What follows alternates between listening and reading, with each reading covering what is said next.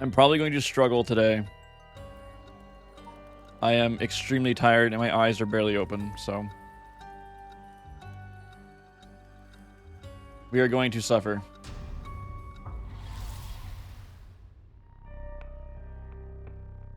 I just spelled scanners as screeners, so we're in trouble.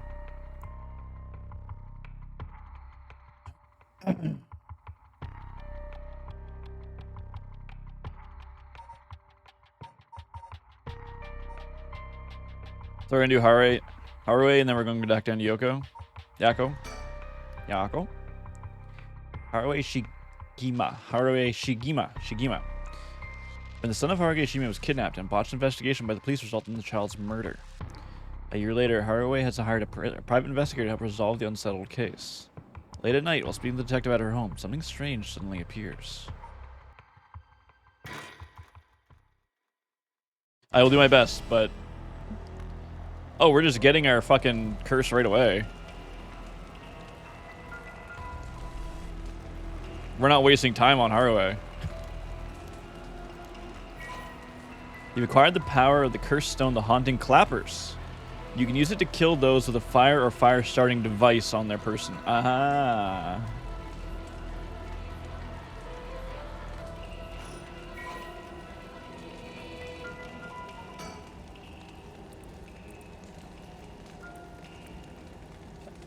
As the evening bell rings in Iricho, a night watchman patrols the dark streets and announces his presence by shouting warnings about fires, all while striking his wooden clappers. But tonight, the sound of another set of clappers enters back. He curiously claps his clappers together again. Clack, clack. The echo answers again, but no matter how hard he searches for the source of the second pair of clappers, he never finds it. Some say it was the work of mischievous Tanuki or Kitsune, while others say it was a warning from a spirit of someone who's lost their life in a terrible fire.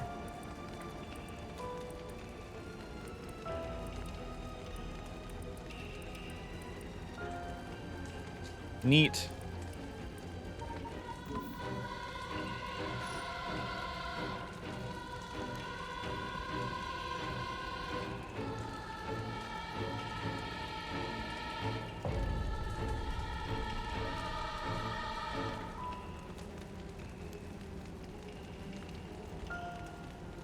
Would it help if I turn my cursor off? Because I'm going to be using my cursor to read. So I can turn the cursor off if it's bothering you guys. Or just have it so OBS doesn't capture it.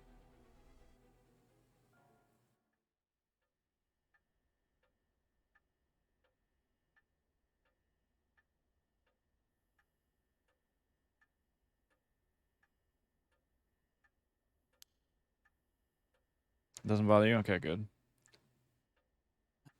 Richter. I should just voice Richter and then just not voice Haruei, but we won't always be with Richter. Haruei looks like fucked up, dude.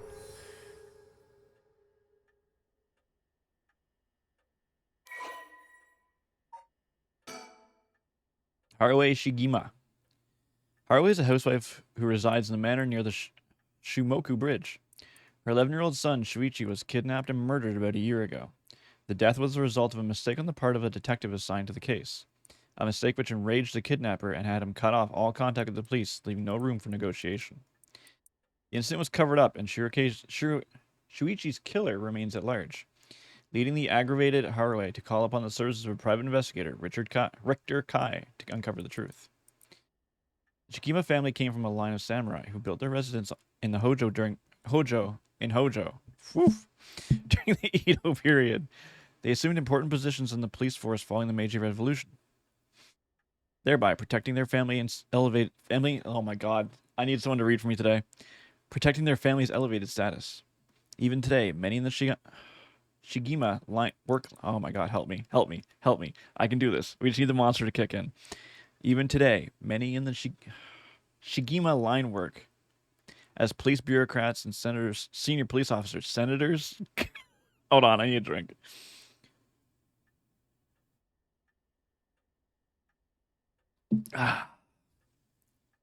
Haruei's father sits in upper echelons of the National Police Agency, and her husband, adopted into the Shigama clan through arranged marriage, is also a highly respected agency official. However, as her family prioritizes work above all else, it wasn't long before Haraway's marriage grew cold. Though she wants for nothing, she is isolated from her neighbors and withdrawn from society. Seeing her son grow into a young man gave Haraway a purpose in life, but it was cut short by the kidnapping incident. Following the incident, Haraway spent many days in a deep depression, breaking into sudden fits of shouting and wandering around in the middle of the night. Her cheerful, loving disposition faded away, and she took to making snide remarks at her husband, which only further soured their relationship. A few months ago, Haraway's husband was transferred to another area of work and now rarely returns home, with Haraway left to live in a large empty mansion alone. As a housekeeper who's been by the family for a long time comes to take care of all the housework, Haraway has nothing but time on her hands. Dark. Hey, Ray. You guys can see, right? I'll make myself a little bit smaller.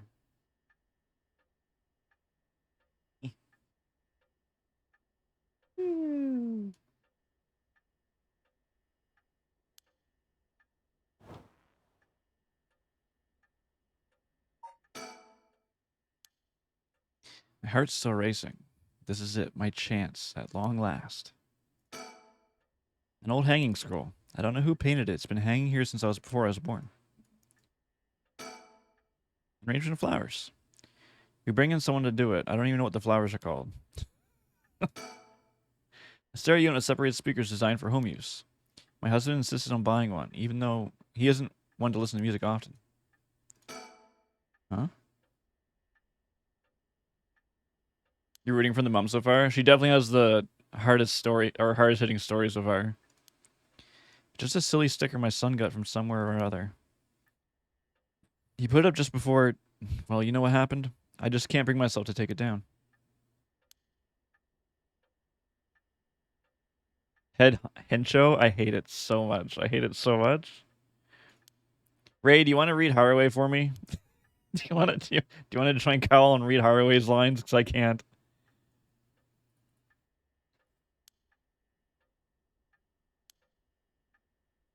Cute little birds dress up like rough and tumble delinquents. That's actually kind of really cute.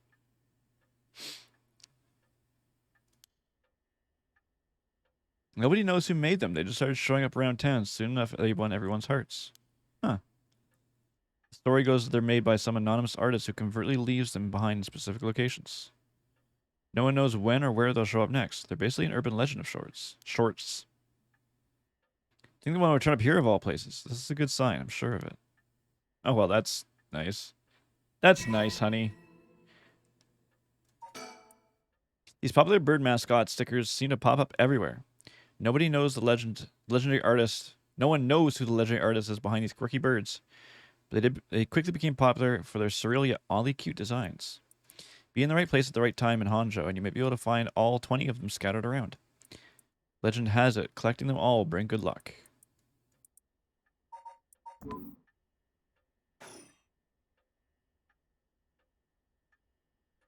The true ending stickers. A color television. Father bought one as soon as it hit the market. He likes to have the latest gadgets. Unlike the latest models, there's no remote control, but we had it for a long time. Back when it was new, we all gathered around it and marveled at it as a family. But with Father and my husband being away so often, it quickly fell into disuse. A fax machine. They can send images to other places along the telephone network. I don't understand how fax machines work, but they're really fucking cool. Yeah, I don't know how it works. Most houses don't have one. I rarely find a use for it. The telephone. The mansion has a private line. A private investigator I hired. A friend told me about him. They say he's not very well known, but he's good at what he does. When I first visited his office in Oda City and saw how he dressed, I could have hardly believed he was a detective. After talking to him for a while, I changed my mind. He says some strange things at times, but he seems like the reliable sort. Richter Kai. The eccentric man that Shoujo Oki ran into in Onoji Bridge. Richter is actually a private investigator with an office in Ota City, Tokyo. After taking a request from Haraway Shigima to investigate the unsolved kidnapping and murder of her son, he gets caught up in the events surrounding the rite of resurrection. Once a police officer, Richter was racked with guilt over the police's inability to help those in need, and quit the force to start his own private investigation firm. However, His softened nature leads him to take on too many cases, and he's put his office in dire financial straits. How he is still in business is a mystery, but some whispers that a wealthy patron is keeping him afloat. Richter studied alongside Detective June Ero at the police academy. Somewhat surprisingly, given his outlandish clothing and mannerisms, Richter excels at covert investigations and tailing his targets. He profoundly refers to himself as an investigator extraordinaire, though that only ever succeeds at impressing himself. I am going to have a really hard time. Yeah, we still use faxes at work. So you have to. I know how they work. I just don't understand like how they work. You know.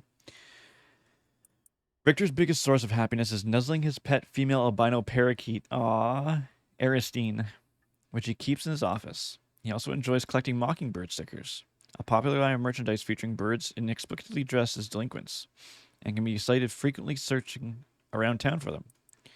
While out and about, Richter typically leaves the office, and more importantly, Aristine, in care of Anamori, a junior high schooler who volunteered to assist Richter after being involved in a previous case.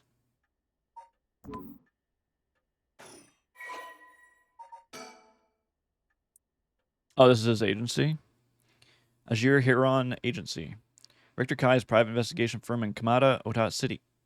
Originally, Kai thought to give it a simple name, like Kai's Detective Agency, but upon hearing that people were more likely to pick names listed in front of the phone book alphabetically, he decided to pick a name starting with an A. Thus, the Azure Heron Agency was established. However, it is questionable whether the heron, a bird of somewhat ominous significance, is an effective symbol for attracting customers. Even his own assistant has referred to the name as confusing at best. After all, rather than an azure heron, Richter keeps a white parrot as a pet and dresses not in blue, but mostly in white. If there was a symbolic connection to be made here, it's surely been lost and all but Richter himself. A private investigator, also known as a private eye, is a detective who operates their own agency. Although there are no formal qualifications necessary to become a private investigator, many are retired police agents or detectives due to the similarities between the work involved. At a glance, private investigation firms and inquiry offices might look similar, but they carry out different types of investigations. Inquiry offices specialize in conducting credit checks on businesses, while private investigators are generally involved in tailing persons of interest and gathering information surreptitiously. Ooh, damn! Fucking nailed that word, dude. Surreptitiously.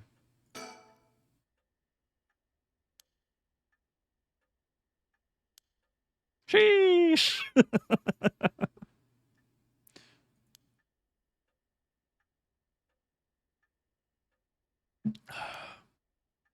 Well, where to start? So she got her curse in the middle of a conversation?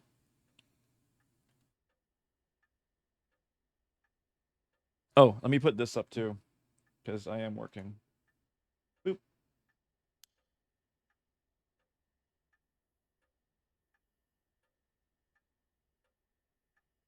Wait, we're fucking telling him about it?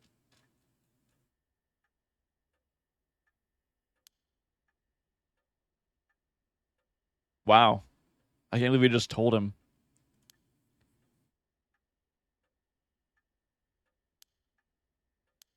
That's right. I kind of want to read Richter more. So it's all real. Honestly, I still find it hard to believe, but I guess I'll have to for now. I saw that curse stone appear in your hand myself. It looked like it popped out of clean air. Clean air, thin air. With evidence that clear, there's no denying that some supernatural force is at work.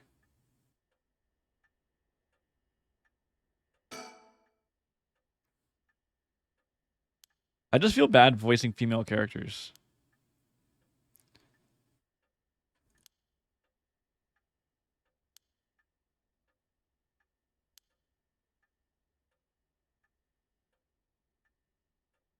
I knew everything before I even said a word. You just knew, huh?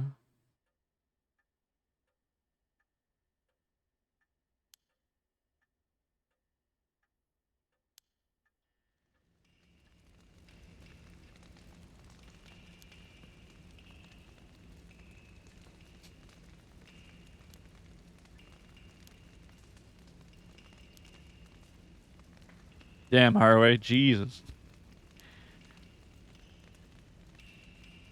She definitely has the most interesting story so far, I think. I think I need to kill someone.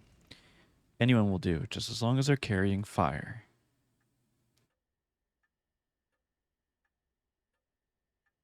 Oh shit, do I need to take some training? Well, everyone, you've been assigned a course in UPS University. Yada, yada, yada. Oh, that's the stupidest thing, dude. Training's so dumb. That could be a problem. Smokers beware. Or Yua. I fear for Yua. From what I know of you, I'm sure you'd see it as an opportunity. The stronger the desire to resurrect someone, the stronger the urge to kill. That's how it seems to me, anyway. Talk about a spanner in the works. I say we take stock for a moment, remind ourselves where we've come from and where we're going.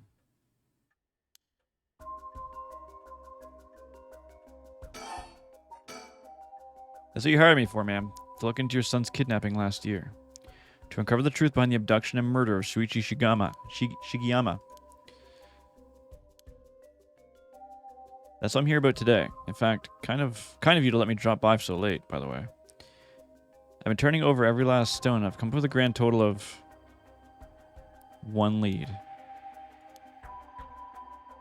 As far as the police are concerned, it's a cold case, but I've managed to make some headway.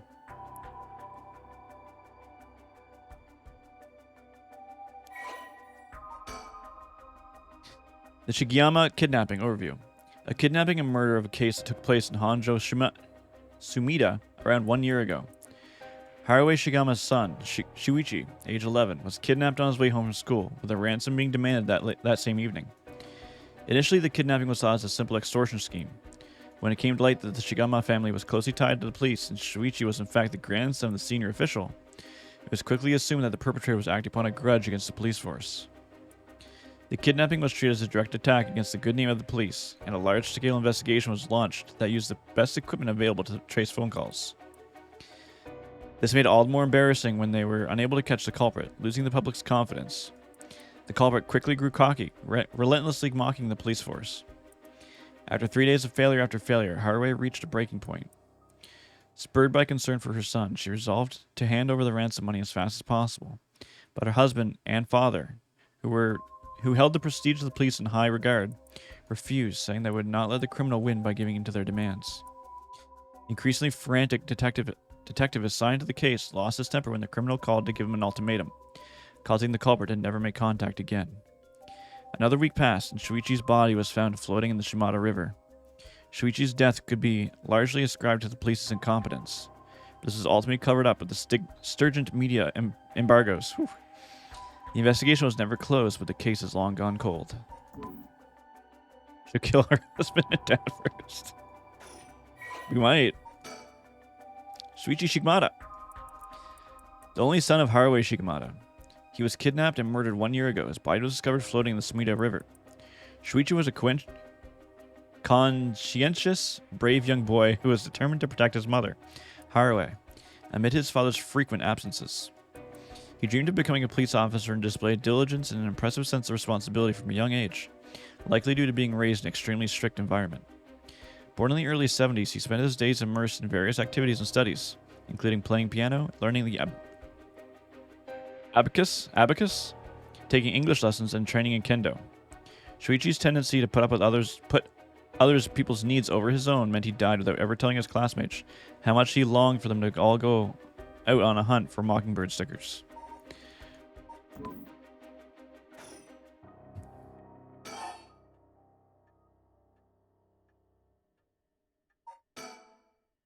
You know, we still need to figure out exactly what you want me to do. Tell you what, why don't I tell you what I found and we can make a decision?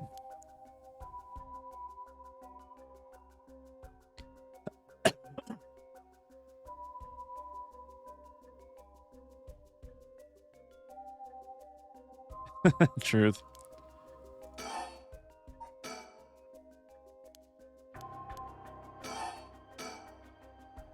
I suppose there's not much point in going over the kidnapping itself. I'll leave that for the files to cover and just confirm a few things about the case. The police traced the culprit's calls back to... let's see here. Northern Ioka River in the Shumida city. That's quite a wide area. In the end, they never managed to nail down exactly where the calls were coming from. It was almost certainly the same location that Shuichi was being held captive. Shuichi's voice could be heard during the killer's calls. Northern Ioka River is quite a distance from Shuichi's normal school commute. Factoring that he's been seen at school but went missing before he arrived at his house, it's likely that he was abducted by car on his route home. Exactly. Shuichi was a clever boy. He had never got into a car with a stranger.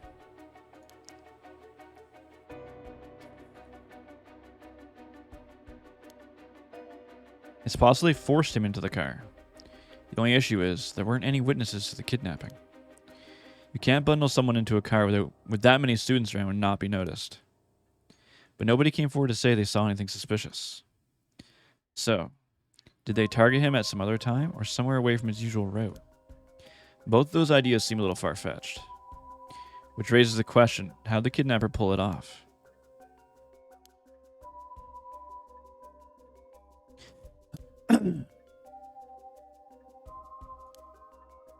Well, why not turn the problem on its head? The kidnapper managed to convince Shuichi to get into their car, but how? The only thing that makes sense to me is if there was somebody that would have a reason to trust. A teacher, perhaps, or a relative, or somebody he knew. Someone else he knew.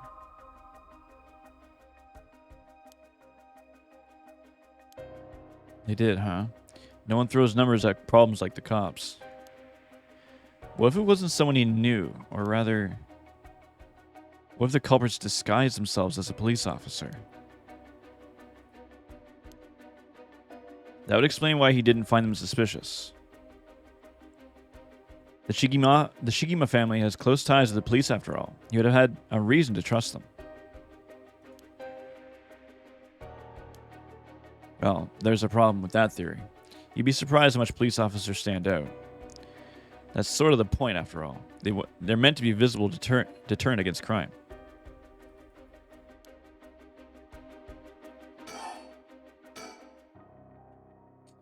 But here's another interesting little bit of trivia I happen to know. When you ask people to imagine someone suspicious, no one pictures women or children. Even kids who've been warned about stranger danger often subconsciously suspect that the danger looks like an adult man. Besides, Shuichi was the sort of boy who wanted to be a police officer when he grew up. He must have had a very strong sense of right and wrong. Now you're getting it. If, say, a young woman approached Shuichi asking for help, what would he have done? If someone like that said they were lost and asked him for directions, would he have gotten into the car?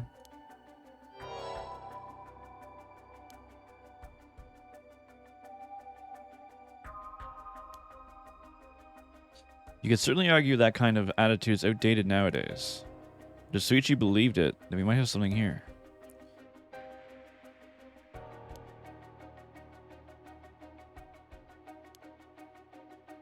She might have been an accomplice, or maybe she didn't even realize she was being used. If anything, that would explain why she hasn't come forward. She herself might not realize she had anything to do with the case. I love these fucking kind of games, dude.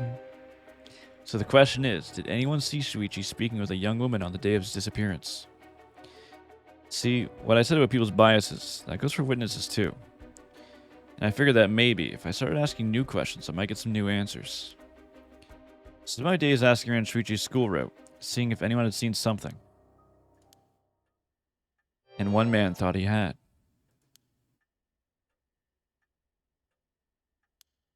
Well, I can't say that for sure yet. It turned out he wanted something from me, so I asked if we could talk in private.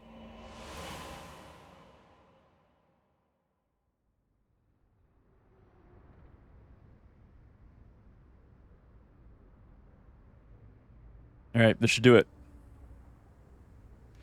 There's no one around, we can speak in confidence. Excuse me, what was your name again? Jonouchi. Got it. Well, Jonouchi, I'm all ears.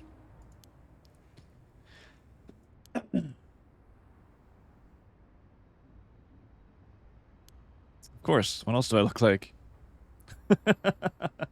Male stripper?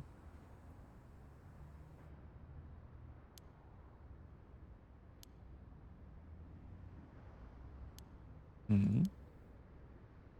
You'll excuse me if that caught me a little off guard. Let me ask you straight. Who's trying to kill you?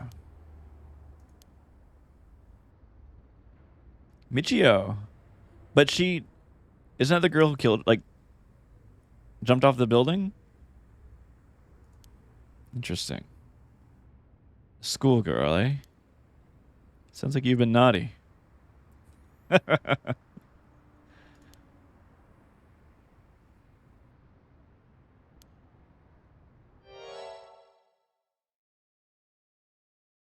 Oh. Come again?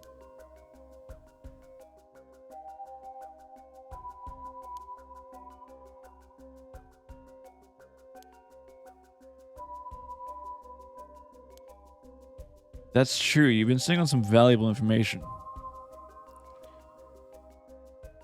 Big oof.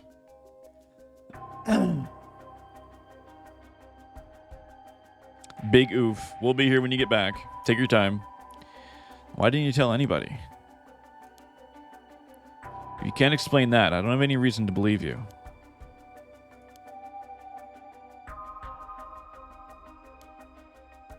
You're telling me a schoolgirl had you scared for your life. So you've been sitting on this all this time, and you think that she's coming for you now that you've spilled the beans?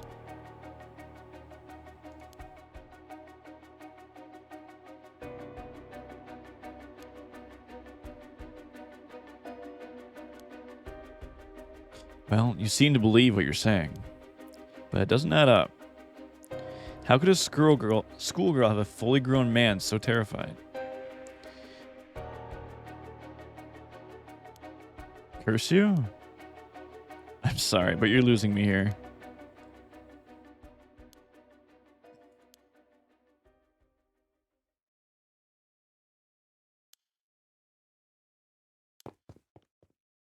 Hey.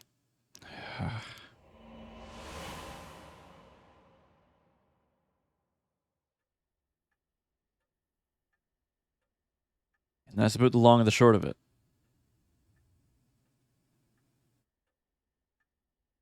Look on the emulation tank. I might need it.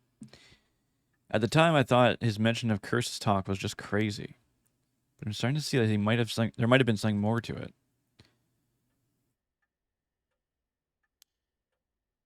Curse or no curse, if she was with Shuichi on the day of the kidnapping, there's a good chance she knows something.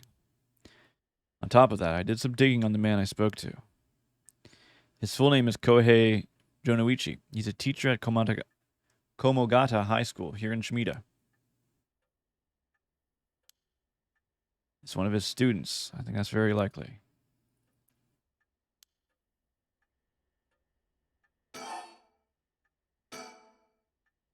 Last, at least we got a lead. Hopefully it'll be a breakthrough we're looking for.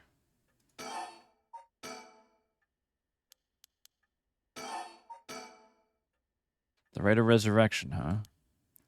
I read about it in an occult magazine the other day. Apparently some old books showed up recently that got with all the gory details. And they say that the rite can be found somewhere in Hanzhou. I remember the first time you told me about that. But like my prayers have been answered.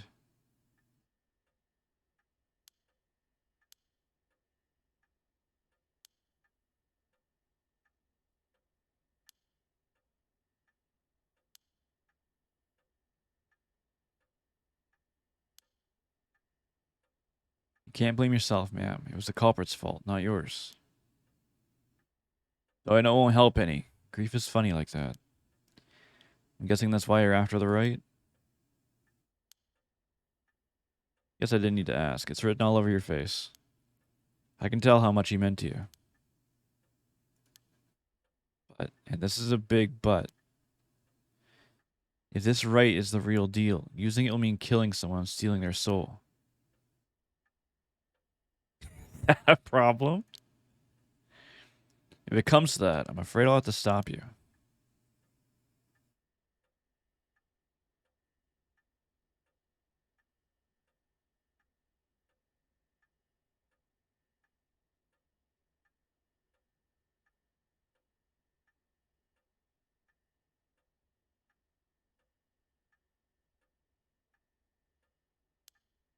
Shame, huh?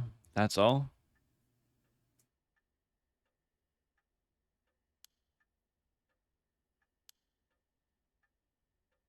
You realize you're talking about ending someone's life, right? Don't you see an issue with that?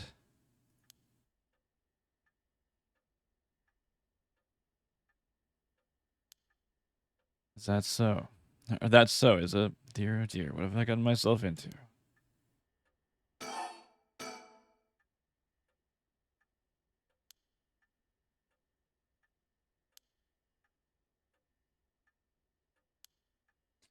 I won't be party to murder, ma'am. Not even for a client.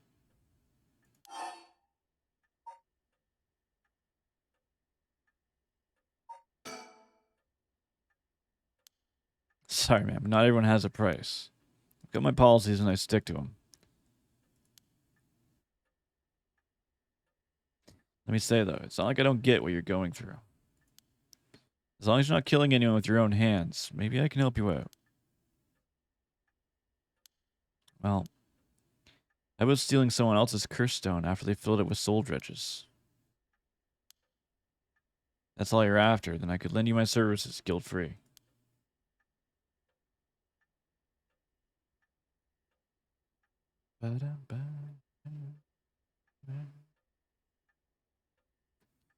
The other curse bearers want to kill each other. That's their business. I'm not trying to be a hero here. I guess there's no guarantee a stolen curse stone will work, but we can worry about that later.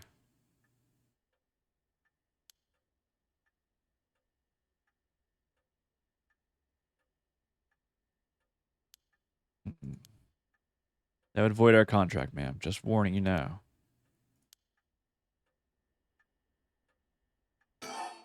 I kind of like our dude, Richter. Before we go any further, why don't you tell me the details about that curse of yours?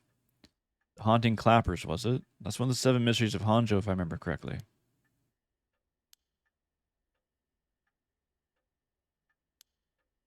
In that case, my warning would be all the curse bearers being somewhere here in Hanjo.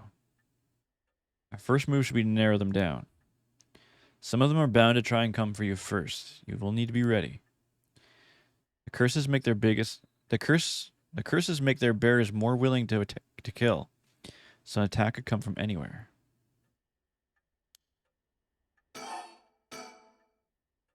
And if I remember correctly, your haunting clappers can set people on fire, but only if they have a naked flame or a lighter on their person. Is that right? In olden times, wooden clappers were used to warn people of fire. I'm guessing it punishes those who don't heed the warning. Seems like a good curse to have. It's simple and straightforward enough to use. Although it's hard to say how it stacks up without knowing what else is on the table.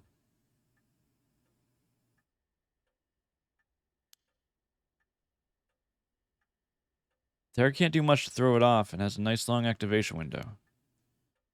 It's big that it works on lighters too. Just slip one into your target's pocket. And say that conditions were already fulfilled before they even knew you were there. They wouldn't even know what hit them.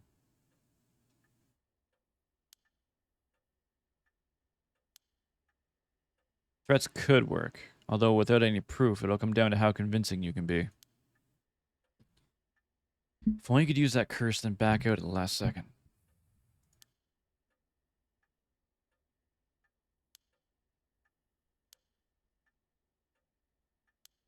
That's an interesting proposition, but maybe not. I'm not crazy enough to make myself a guinea pig.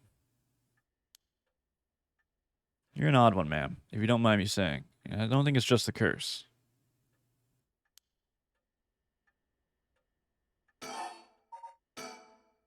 As for what we do next, first of all, I think you should stay indoors. Try not to do anything spontaneous or outside your normal routine. Right. Then, have you decided what you want me working on?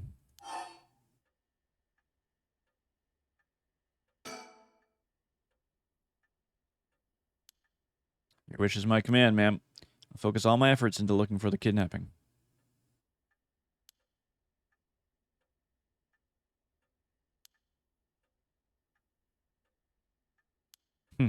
Alright, I see how it is. Well, I'd be happy to help. Odds are good that other curse bearers are also working by night. Anyone they kill under the cover of darkness won't be discovered until sunshine. I bet they'll be trying to do as much as they can before morning comes. So it's settled then. I'll look into the other curse bearers by night. Once the city wakes up, I can start asking questions. I'll investigate the kidnapping as well. I'll even try to find Miss Shiraishi. Shiraishi? That's part of the bargain.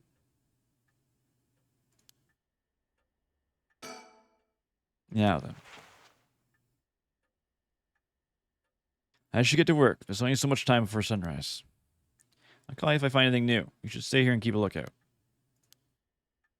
There's no telling what kinds of curses you might find on the streets out tonight. Don't go outside if you can help it, and try to be ready for anything. Well, if that's all, I should be going.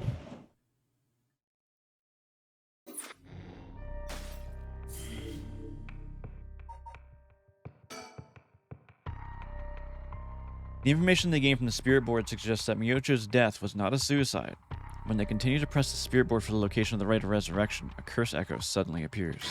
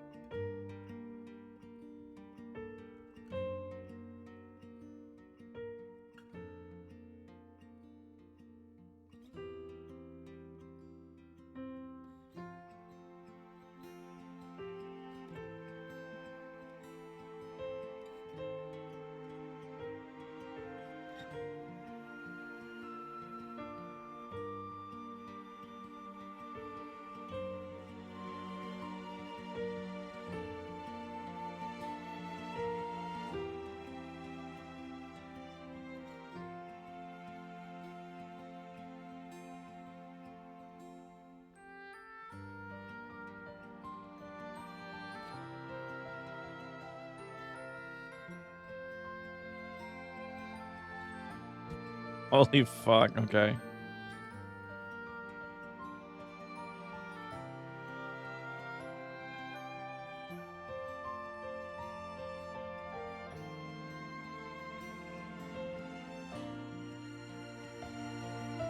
Jesus.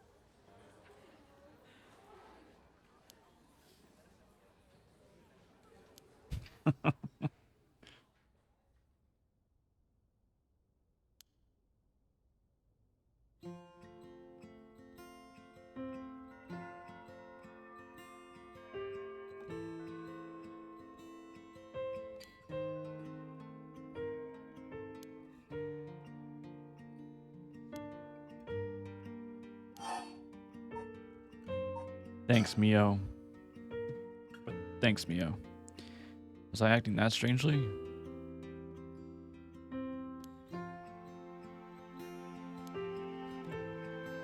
Yeah, this is perfect timing. It's actually something I want to ask you.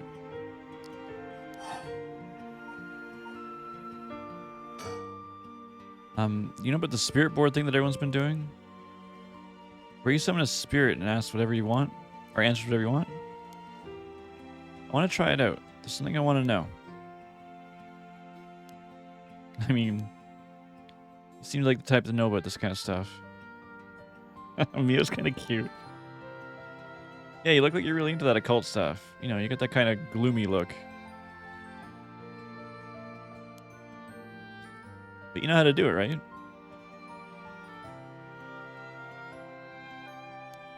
Okay, please help me. You're my only hope.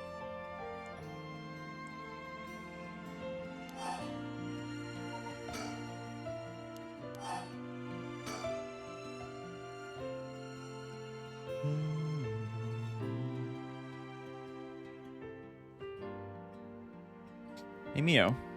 You know about the rite of resurrection, right?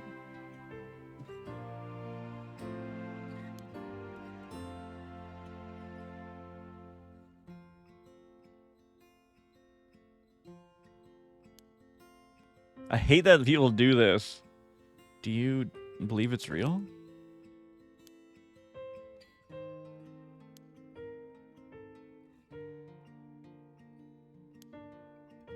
The off chance that it really works. Would it bring Michio back to life with it? We could bring Michio back to life with it. I want to find it, even if there's the slightest chance of bringing Michio back. Right, that's the thing. Michio, I wonder why she had to die.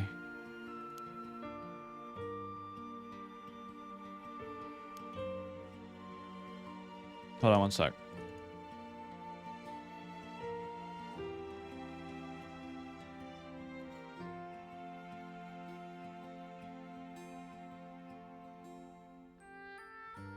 I do like how I can fix my tracking now without breaking immersion.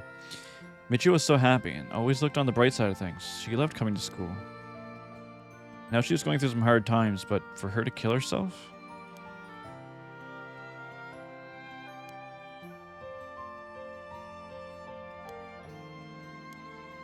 You're right.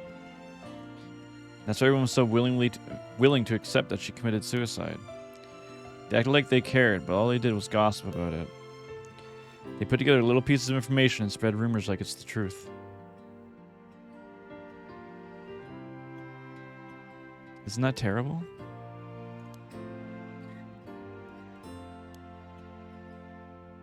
In the end, the only reason they were able to say stuff like that is because they aren't personally involved. It's true that she didn't get along with her new stepdad and that her grades went down. But say things like, how sad, no wonder she killed herself. How dare they? She always told me she was okay whenever I talked with her because I was worried. She would have told me there was something bothering her so badly she'd kill herself over it. I won't let Michio's death be written off like this. Like, maybe she got caught up in something bad. People have been talking about the body found in former Yasuo Gardens, right? Some are saying this town's cursed or something.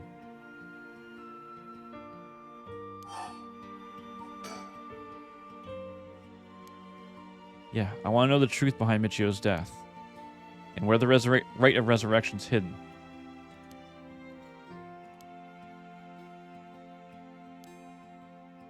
Please, the teachers and police aren't any help. There's only so much I can do alone. If there's even the slightest chance, then...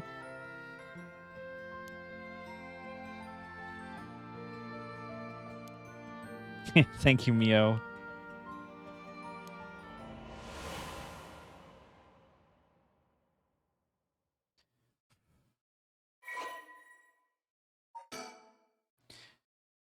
Notes on Michio Shirashi. I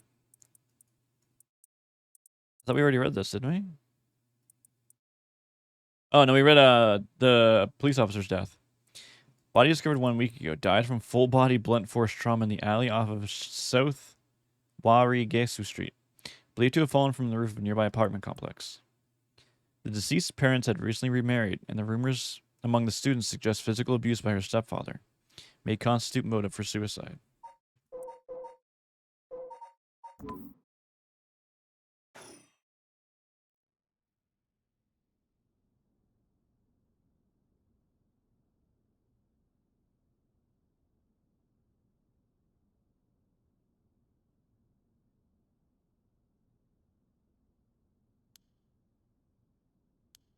Yeah, what happened?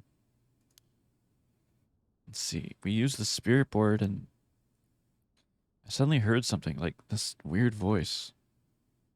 then I passed out?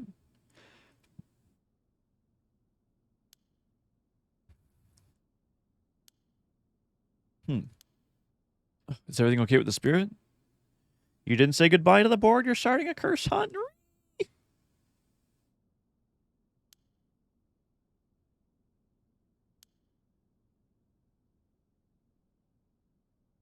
In my hand? Whoa, what the heck is this? It looks freaky. When did I get this?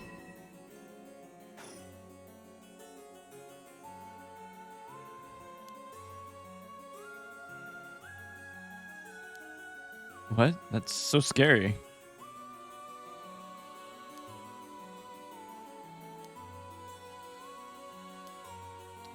Let's see.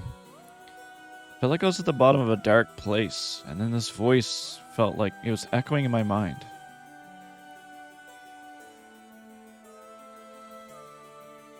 After that, it just kept shouting, "Kill them."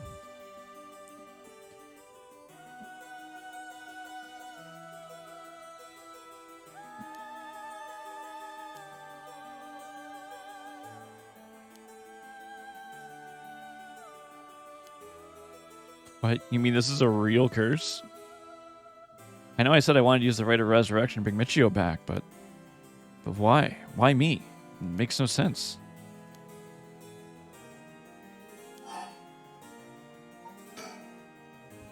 Yeah, sorry for panicking.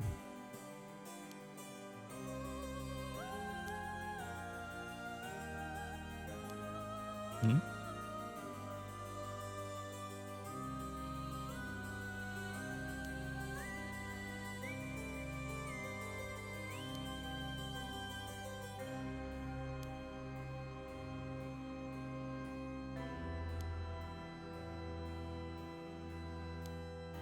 Huh. I only really gave this stuff a shot because it was popular, but you really have a connection with this stuff, don't you?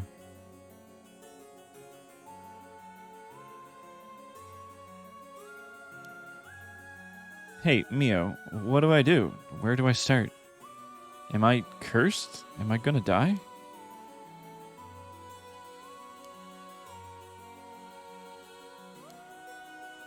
What?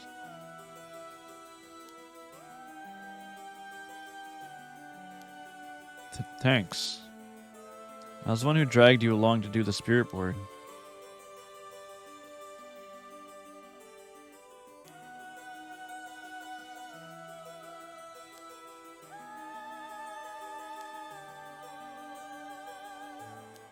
Okay.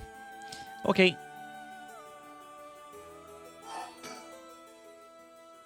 What is this curse? Am I cursed?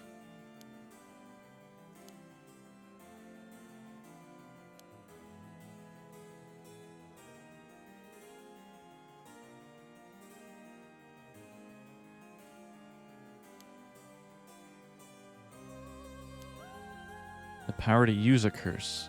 Do you mean this curse stone?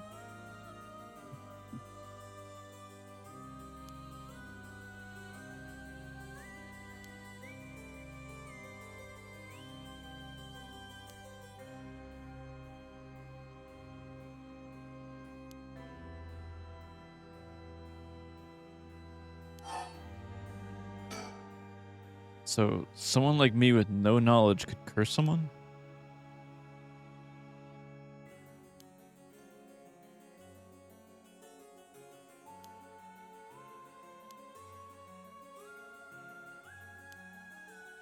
The Feast of Shadows?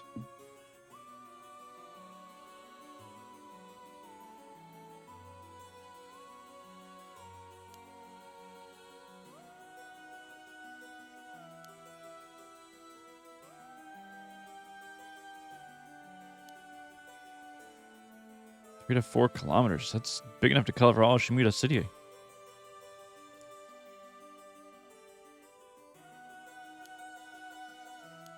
But who?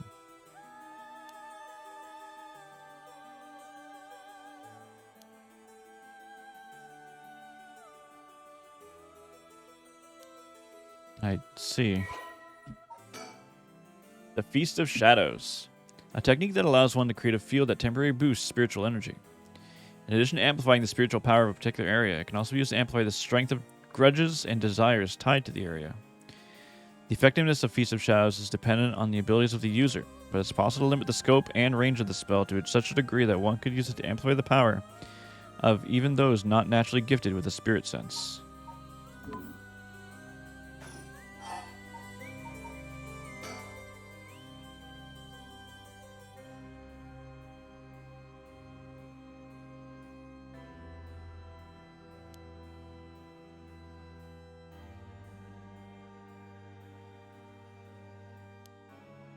So the curses can't be used outside this area or during the day.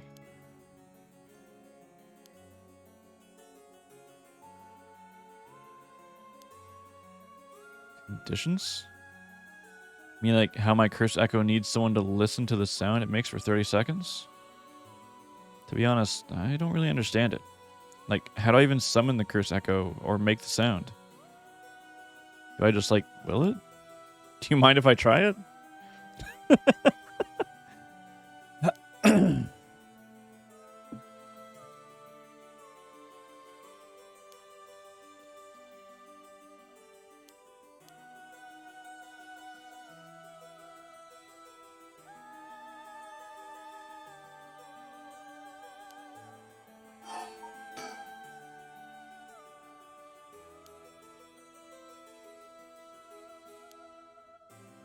Then I would feel really bad about forcing it on you.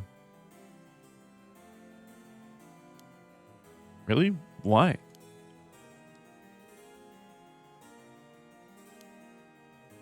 Huh. No way.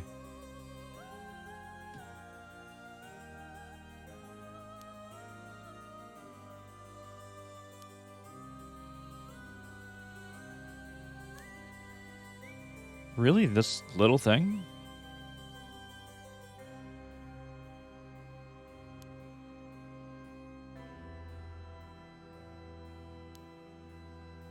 Well, now I'm kind of freaked out.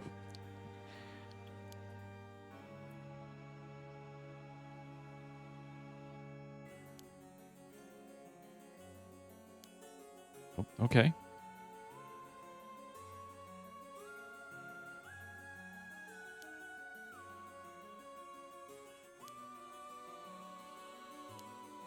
Right.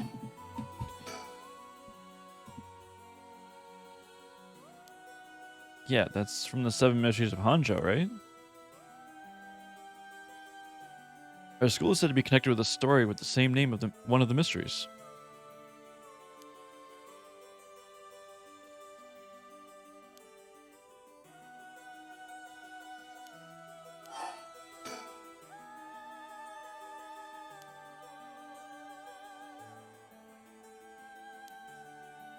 Yeah, that voice said there are also other curse bearers, or whatever you called them.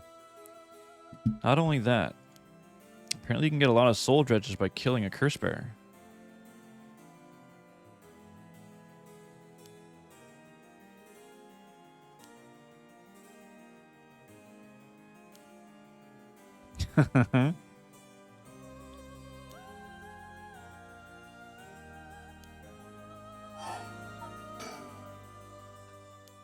But, Mio, if this curse is real, it means I could bring back Michio if I used it, right? The rite of resurrection would be real too.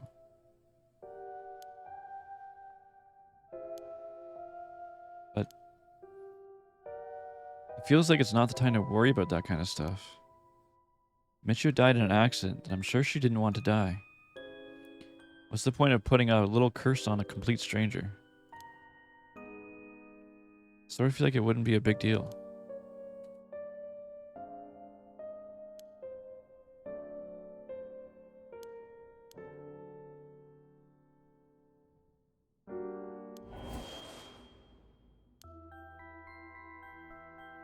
Hmm?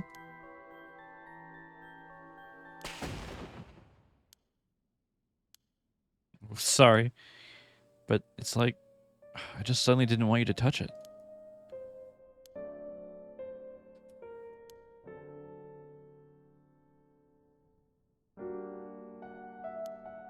What?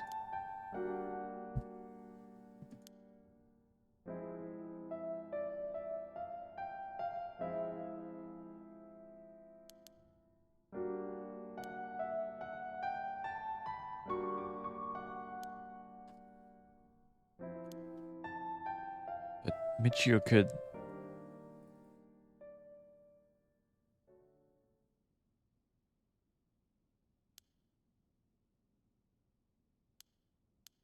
Okay.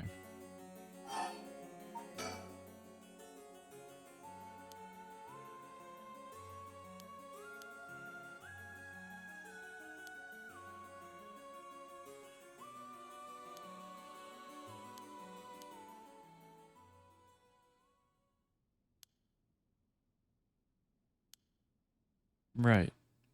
We'll be fine, right? There's no one else at school, is there?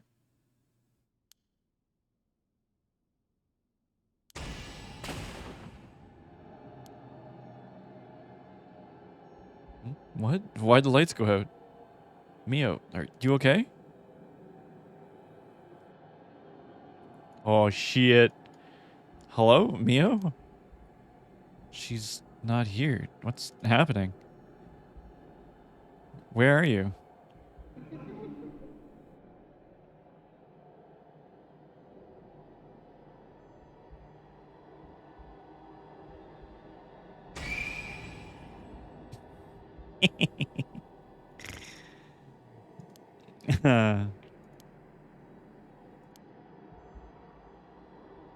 Where? I can't see anything.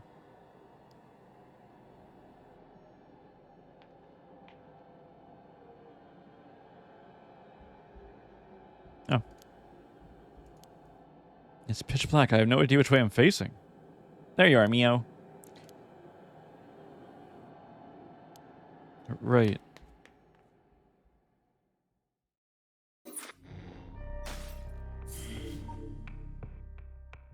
I kind of like you going with that one.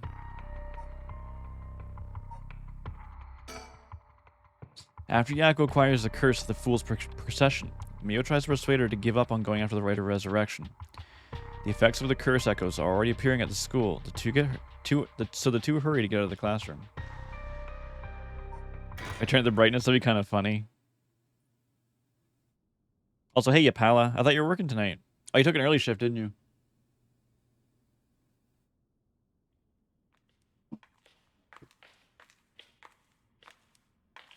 Hey, Mio, what was that just now? Could it be another curse echo different from mine? Screw working tonight. Woo! Oh. What's wrong? What?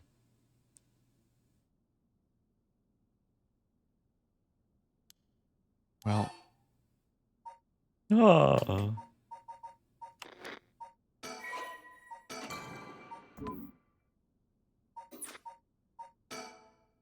Maybe the curse bearer used that curse echo just now.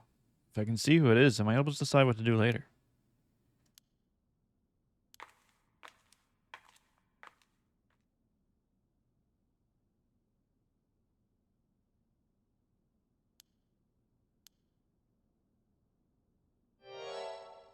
Ah. Oh, that's the girl that think we murdered, or the girl that we think murdered Tomoe's son. Not Tomoe. What's her nuts' son? Hitomi.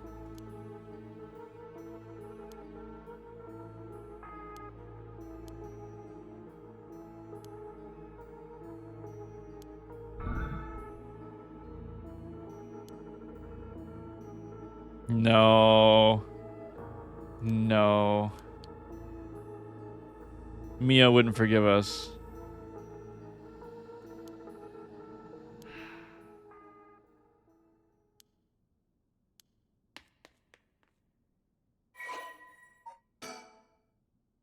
Kohei Jonoichi.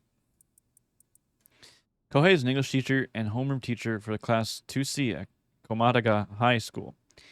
He is seen alone with Hitomi Okuda in classroom late at night by Yako Mio. Kohei was an honor student at the top of his class back in his high school days. The apple of his parents' eye, he was placed under immense pressure and to attend the first-rate university. The family's plans came to naught, however, when the pressure caused Kohei to sink into a deep depression and fail his entrance exam. Even at the university he was able to enter, Kohei struggled to keep up with his classes, leaving him in a vain but wounded young man. Kohei never aspired to be a teacher, but figured it was the least he could do with his talents. He considered his students to be beneath him and largely looked down on them all.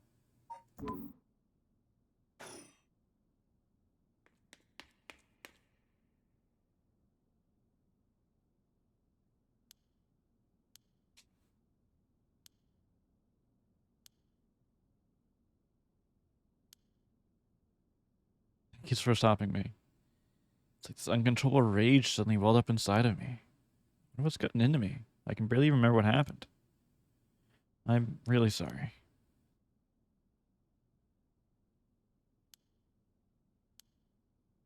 I'm a little surprised. No, he told me from. I'm a little surprised. He told me you. I feel like there's supposed to be a freaking comma here. I'm a little surprised. He told me from Class A. Gotcha. Well, she certainly does dress like a delinquent, though she barely shows up for school. Oh, there's a face there.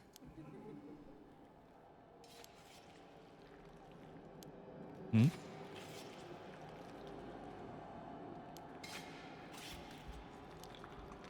Huh? Why? Did something happen? Something happened, didn't it? What about you, Mio? Yuri, thanks for the resub. Yuri _N just resubscribed for 19 months. Wonder if Hootie says it too. I think Hootie says it too. Right.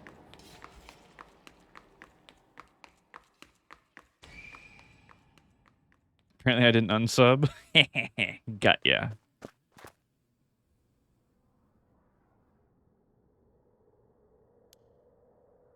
I have to get outside. Let's see. To get to the gates, I go by the gym and...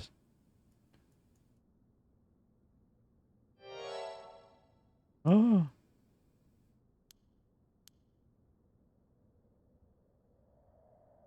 Oh, Mr. Oh, Jesus. Ashimiya. Ashimiya.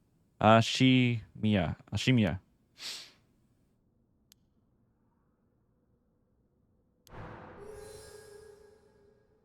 Makoto Ashimiya. Makoto Ashimiya. Makoto's the janitor at Komataga High School. His predecessor was nearing retirement, so he began working as his replacement 6 months ago. Makoto is popular among the students for his friendly and caring nature, going so far as to remember the names and faces of all those attending the school. He is affectionately known as Old Man Ashimiya. Although he appears to be a simple, amiable man, Makoto's occasional shrewd remarks have led to speculation among students that he may have led a far more interesting life than it seems. Whatever the truth may be, he'll be remembered as one of the 7 mysteries of Komataga High School for some time to come.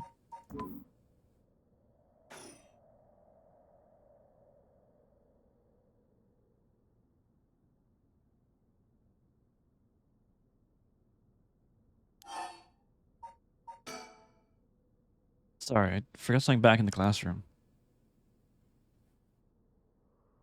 Yeah.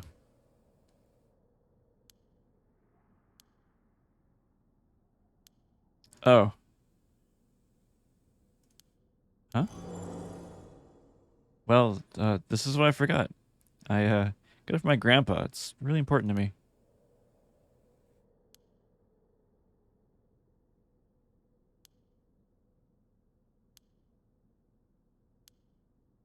Oh, but... Hey, neat. Actually, a friend of mine's still inside. I think they'll be here soon. My classmate, Mio Kurosuzu. Kurosuzu?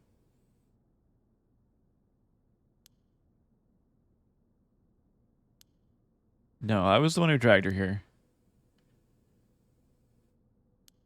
Oh, right. She's in the first 4 hallways. Be careful, though. You don't know what may be there.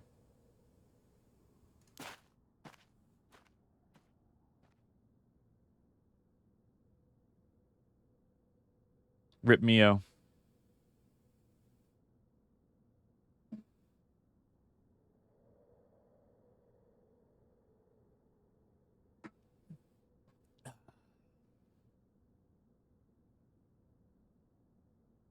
She's late. I've been waiting for 20 or 30 minutes, but there's no sign of her. I'm starting to get worried. I'm gonna take a look.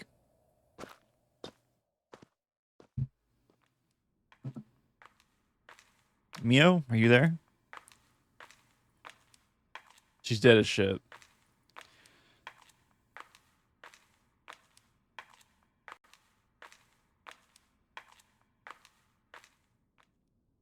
Huh? Oh. Wow, they took off her leg? Oh yeah, she's dead as shit. Mio, what happened? Where did I go wrong this time?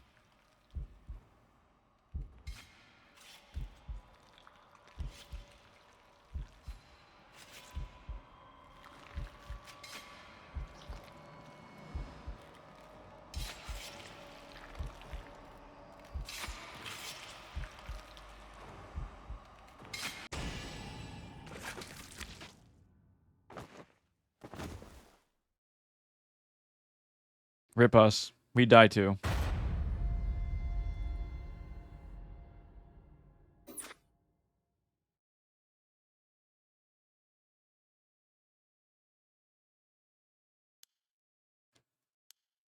There is someone who must not be trusted.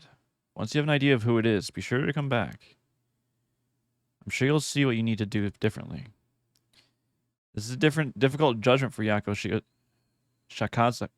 Shakazaki to make, you see. This chapter will remain incomplete for now. I recommend you try another route. Now then, until next time.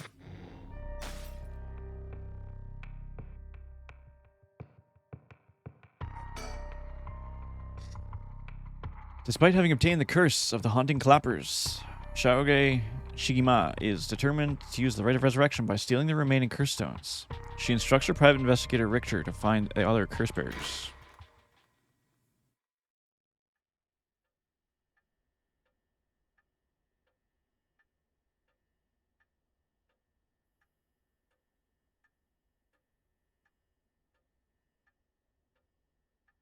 It's been almost an hour since Richter left.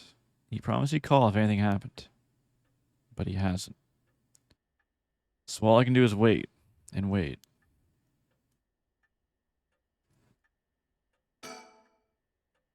What's this? A newspaper? Must have fallen off the chair.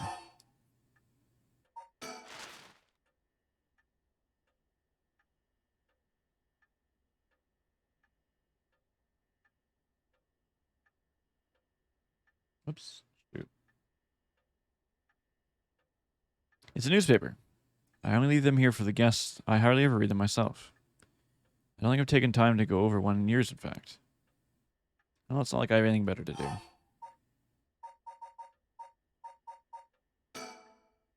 Looks like the city's biggest problem right now is pollution. Remember how the air and water used to be even more polluted? The river was covered in scum from the sewage and industrial waste, and it stank so badly it made my eyes water.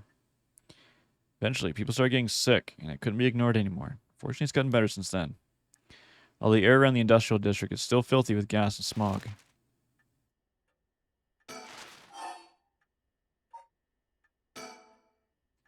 Now that everyone has more money to go around, people are coming up with all kinds of new diversions. Seems like only yesterday people were flocking to the arcades to shoot aliens.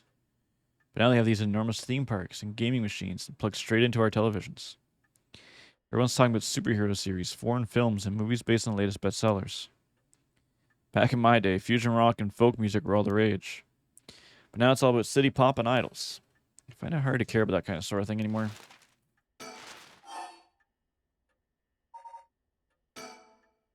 All sorts of articles about the current state of the economy. Now that the post-war boom has passed its peak, we're moving into the era of large corporations. It's about 220 to 230 yen not to the dollar. Manufacturing is on the rise and exports are healthy. The dollar is down from its height and people are saying it could fall further. There's no denying how much the standard of living has improved over the past few years. It's common to own a car and a television now, and even supermarkets are better stocked than ever. Check, check, check. Everyone attend high school now. Even girls. This is a gift.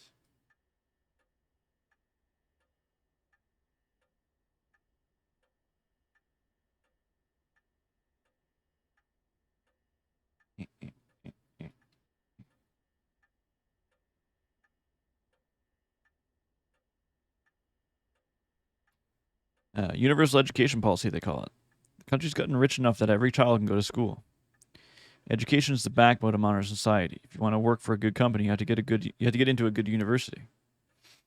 With more people in the running than ever, the competition to get into those universities has gotten fierce, though.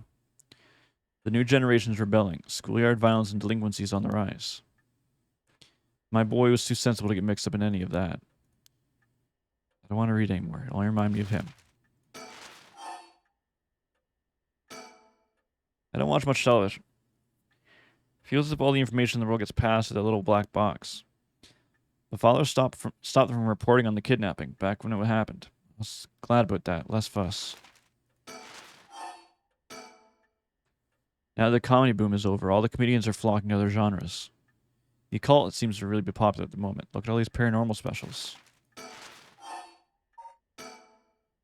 Heard the big thing for some mascot in line of delinquent birds, mockingbirds, I think it's called. Was that what Richter was talking about? Trends seem to have such a short shelf life now, with how quickly the times are changing. I'm just too old to keep up anymore. Mood. It's young people who are leading the way with their modern world views. My generation will only fall further behind.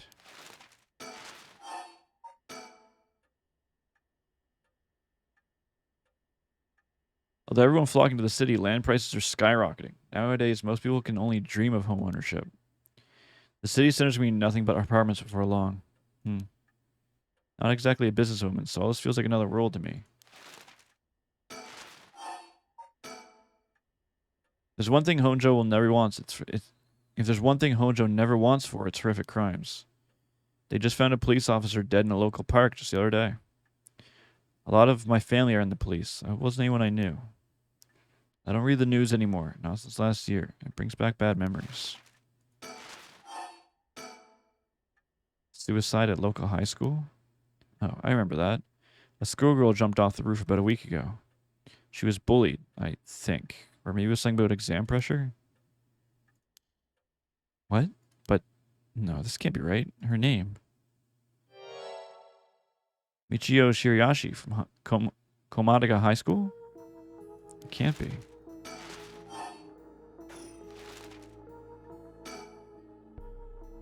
The same girl who witnessed my son's kidnapping committed suicide last week. I was right in that then, okay.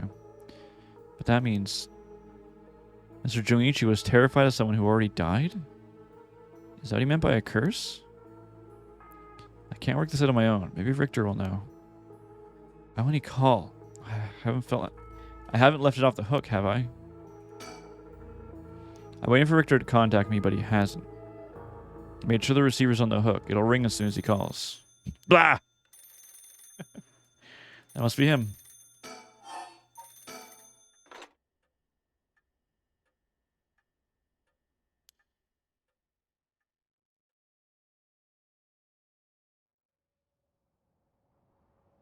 Just a darn at 2 in the morning? Steal a soldier. Richter doesn't have a curse, or we don't think he has a curse. Richter called me out to meet him, and we came here, to the Komagata Bridge. I'm going to voice Richter now instead. Honey, I was just thinking the same thing. He's gazing down at the water. What does he see down there, I wonder? Smita River. The water's filthy and horrid, but at night, when it's still, it looks almost peaceful.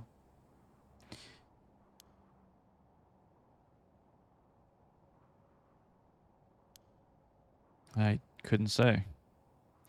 All I can tell you is that I can hardly stand the sight of it.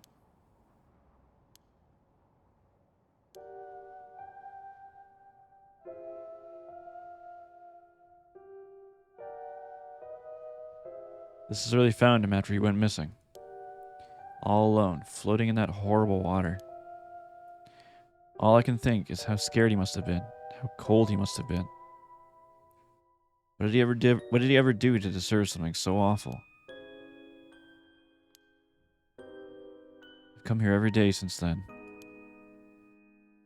And I prayed to the river to give him back. To give me back my son. Day after day after day.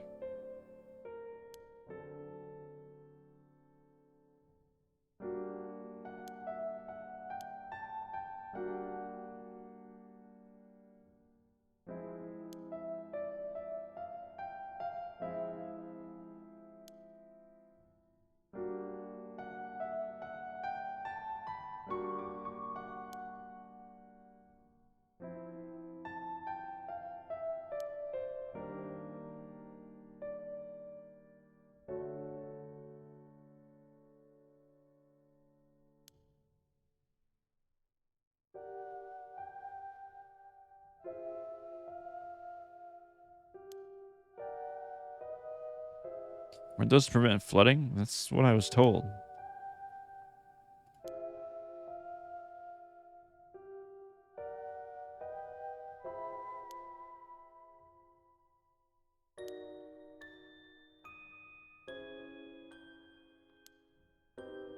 So if I have this right, you're saying that Honjo is a place where the real world meets the afterlife?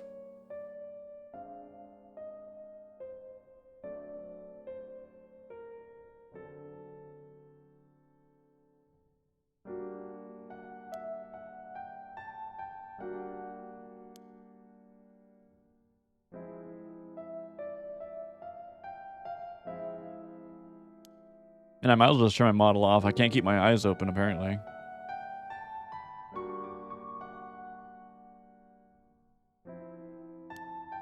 Cool lore. I like everything in this game so far.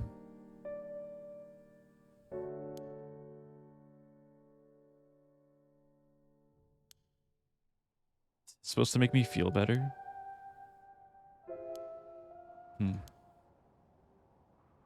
Well, it's a nice thought. Sumida River. A Class A river that runs... A Class A river that is part of the Arakawa River, which runs through much of eastern Tokyo and empties into the Tokyo Bay.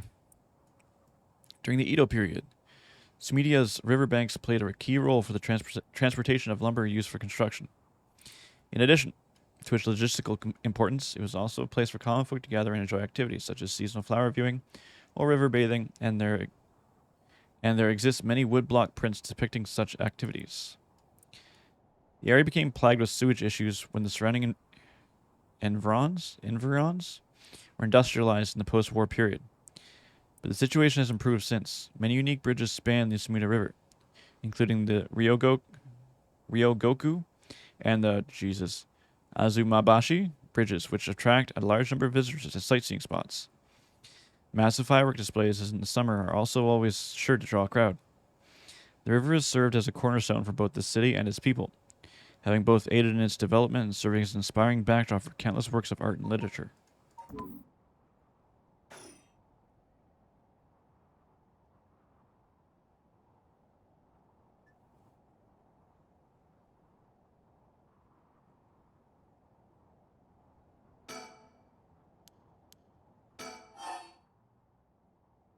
You go first. Please, go ahead.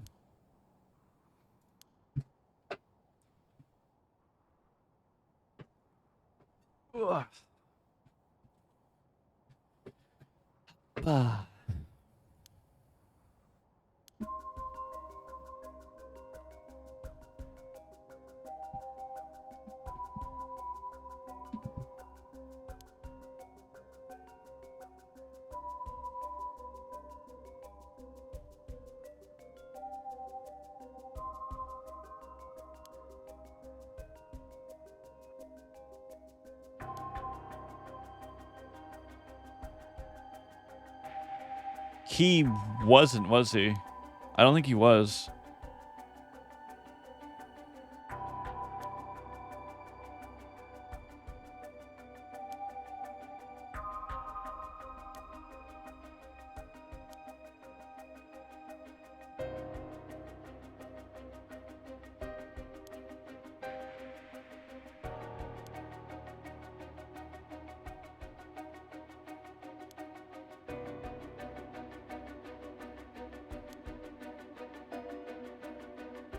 Hmm.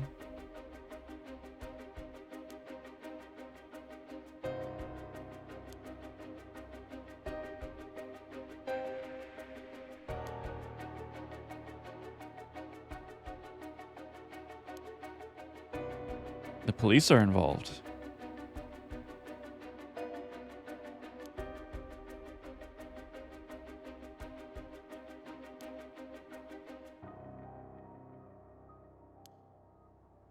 How do you know where they're from? Oh yeah, because he knows Juno.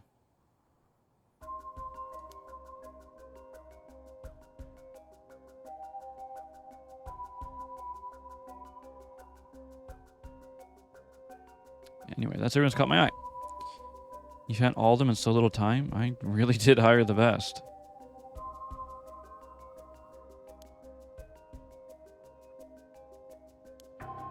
My, an investigator extraordinaire.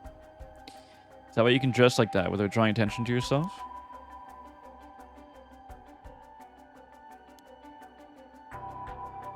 Well, that aside, the middle-aged man and the young couple sound like most promising, am I right?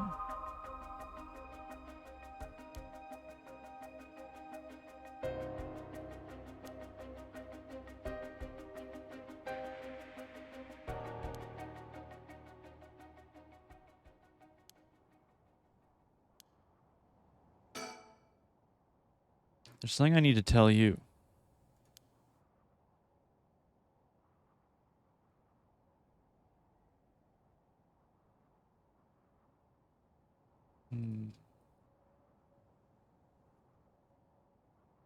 Nope, wrong keyboard.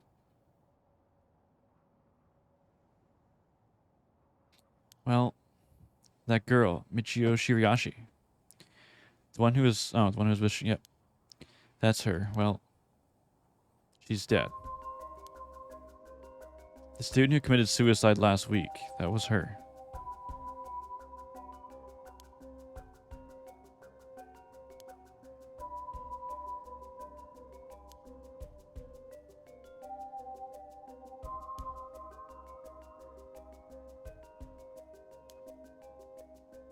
Seems like we're back where we started.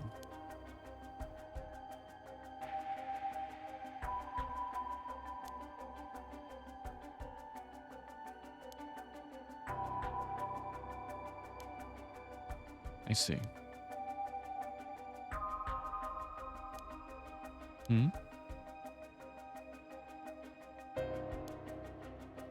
Hunch?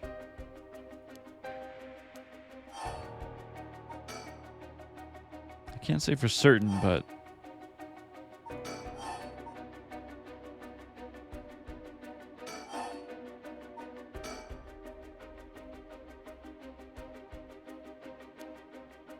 What do you think?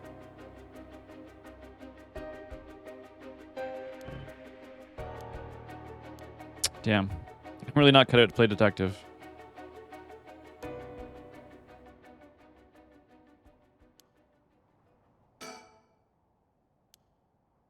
I've already said everything I wanted to say.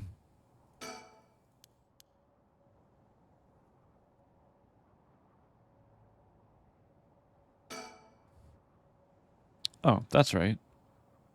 There's one more memory I have of this river. Do you mind if I tell you? Must have been about 20 years now, when I was still a schoolgirl. Back then, the Shimiria River was much filthier than it is now. It's full of garbage and industrial discharge. It was scummy, slimy, and stank.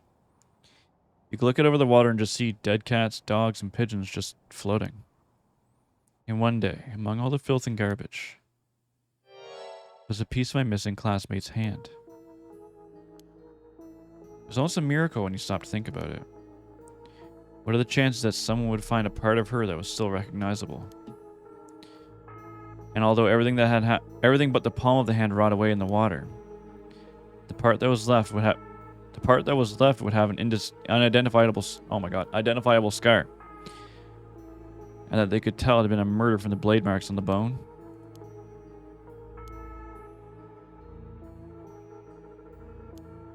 So you've heard of it. I'm impressed. I assume you were about an elementary schooler at the time?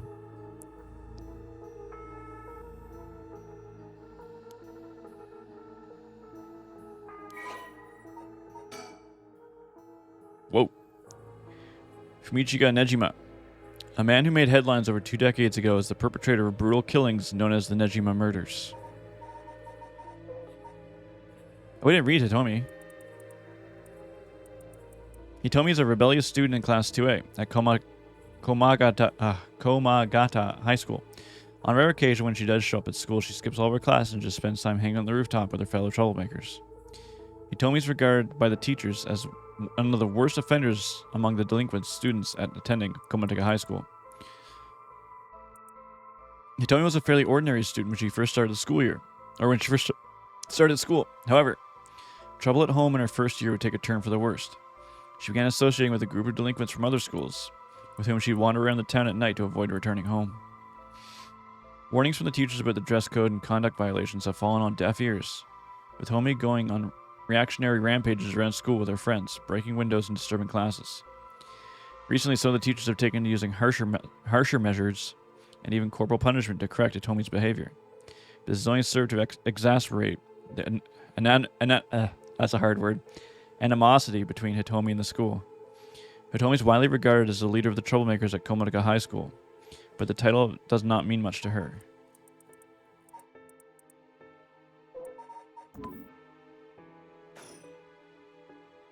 To be honest, it was all a bit of a blur. You okay? You getting up? You getting up? Get up. Oh my goodness. Get up there. A wave of chaos just partying around me.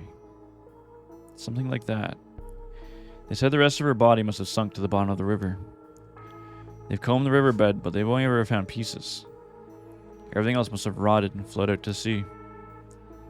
Afterwards, I heard that all the divers who had been looking for her fell ill.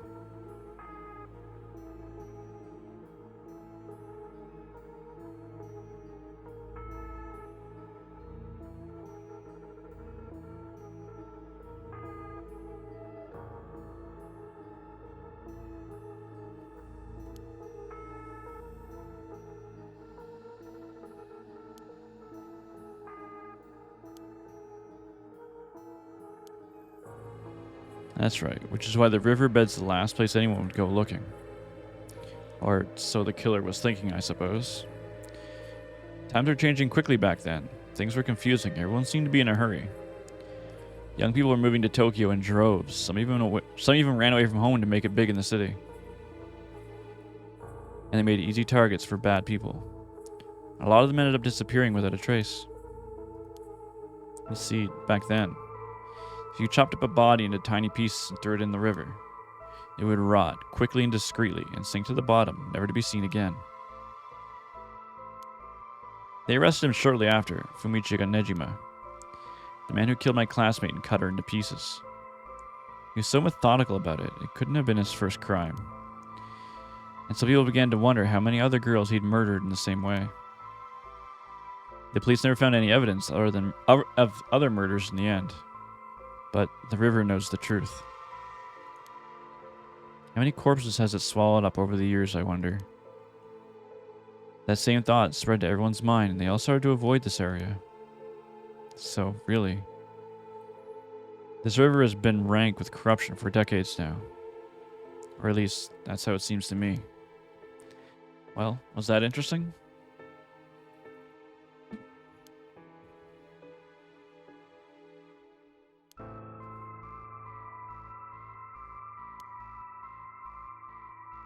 How could I not? After all, I was the one who found the hand. Oh. The police actually wrote a thank you letter. They said it was only thanks to me that they had managed to bring Nejima to justice. And that was the only time my father ever said he was proud of me. Sometimes I wonder if he resents me for it. Is something wrong?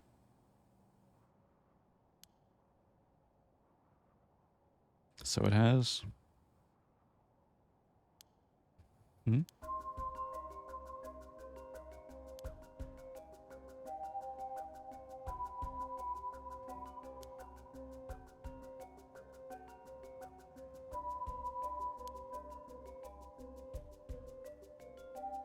That's right. I'm impressed you know so much. Still, it's hard for someone with a criminal record to reintegrate into society. Oh, really?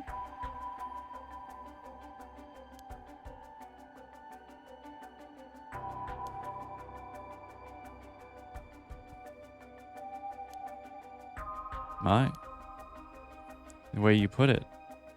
Sounds like you're saying Fumichika Nejima could be out on patrol right now. Back in society under a new name with no one the wiser.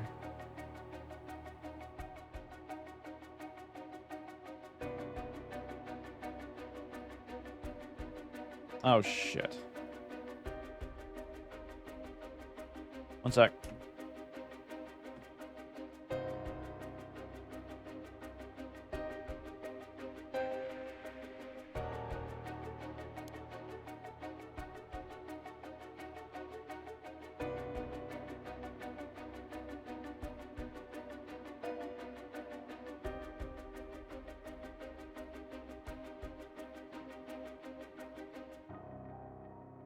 Yep. Gotta send that away. Since approvals will just send it back to me anyway, might as well nip it in the bud.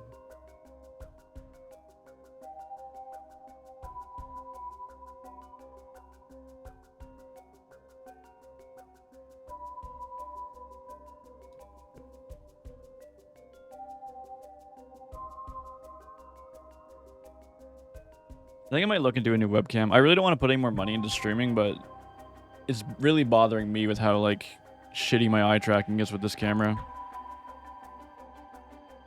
Or maybe I could try downloading Razer Synapse again and see if it doesn't fix anything.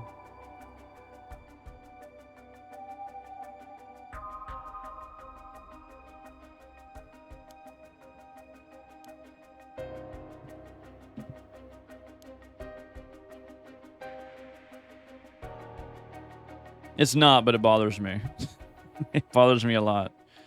Now that you mention it, I just remembered something too.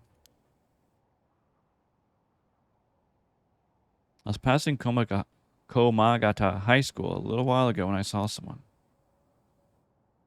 A janitor, I think. And it could have sworn he reminded me of... Ooh. Oh? He looked a little different after 20 years. Much thinner than I remember, too. I told myself I was just seeing things. But perhaps... Perhaps it was him after all.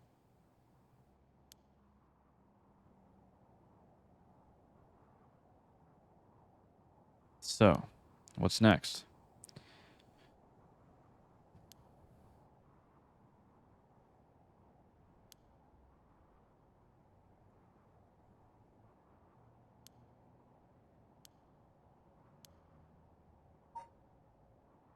Suspend?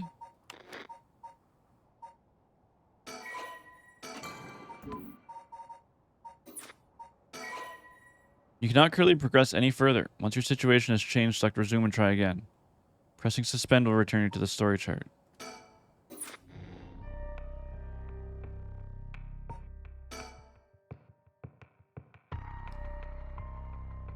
Susumi and Jun are sorting through the facts at the scene of Officer Hajime Yoshimi's mysterious death.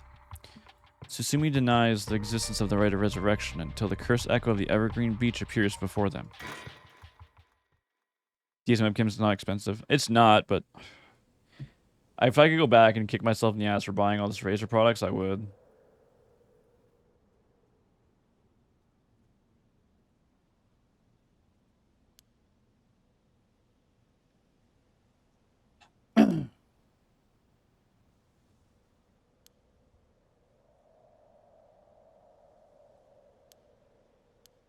Yeah, pretty much.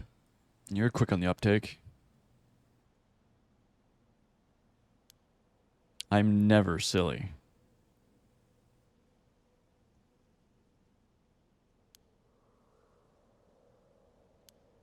It's not that I don't believe in it. My familiarity with it is why I tried not to get too close. Oh, shut up and listen to me. No point in trying to hide things anymore. You won't get anywhere if you don't understand this, so listen up. Just listen. We don't have time to waste. We'll talk as we walk.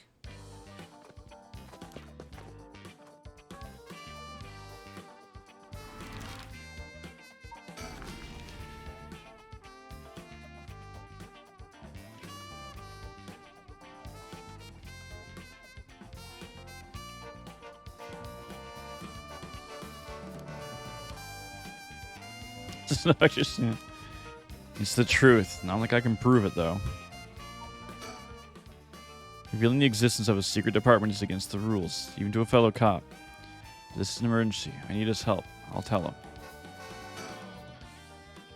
I'm sure you already know this, but it's all top secret. No sharing it with anyone.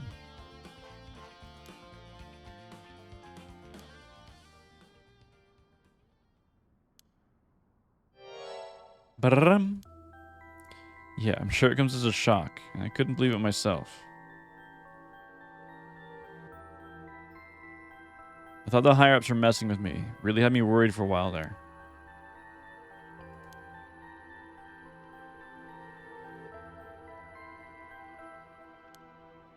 Are you serious?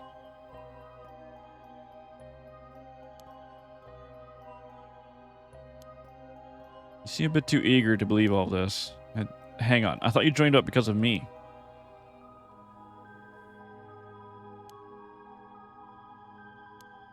Yeah, whatever. In any case, the official stance is that the supernatural doesn't exist, so Paranormal Affairs operates in secret. Still, not sure why they stuck me there. Those 4 years, I worked nothing but cases involving the supernatural. Paranormal Affairs Bureau. Although officially called the Tokyo Metropolitan Police Department Security Division Special Security Unit, Paranormal Affairs Bureau is more commonly referred to as simply known as Paranormal Affairs. Only a handful of people know of its existence, even within the police force. As the name suggests, it specializes in investigation and resolution of cases involving paranormal phenomena. Since the existence of a paranormal phenomena is not public knowledge, nor is it readily believed by the general population, the Bureau's activities are conducted in utmost secrecy. Currently, there are only 5 members, including the chief. The Bureau has a network of psychics. The Bureau has a network of psychic contacts across the country who assist with their cases, including Mio. The Bureau undertakes investigations into any suspicious stories that cross their desk. Though the vast majority turn out to be hoaxes due to their sheer volume of cases, close-lipped, experienced detectives with paranormal abilities of their own, such as Tetsuo Susumi, are sometimes assigned to investigate. The current chief of Paranormal Affairs is a man named Kiryu Nakagoshi. He was born to a family of psychics who have been involved in keeping the world safe from paranormal phenomena for generations, and has served as Mio Kurosu's mentor, since discovering her. Kiryu is an elusive figure. Very few have met him in person, and he is rarely seen in the office. It is said that this is because he has oft been the target of curses. However, some theorize that this is in fact because Kuiru is not actually of flesh and blood at all. His seat in the office is usually occupied by a legendary creature found in Japanese folklore. The Nu resembles an ordinary white thrush and acts as a curious messenger, leading to bizarre scenes of police officers earnestly reporting their findings to a bird. The term Nakagoshi case serves as a code name used to refer to cases under investigation by Paranormal Affairs. You like to read files? Ooh, person of interest. Oh, June. We've already read about June, haven't we?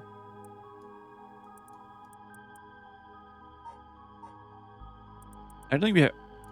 Have we read about June?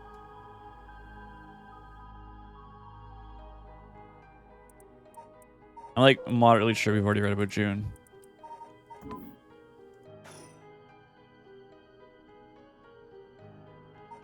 But updated it? Alright, whatever.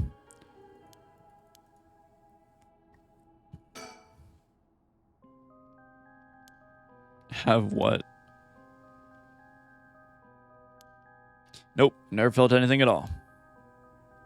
Even if I did, I'd be a lightweight at best. 1 beer and I'm down for the count.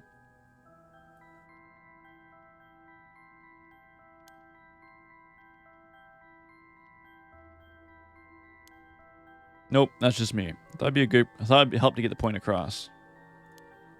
Sorry, seems like I keep disappointing you. At the risk of disappointing you yet again, I'll tell you one more thing.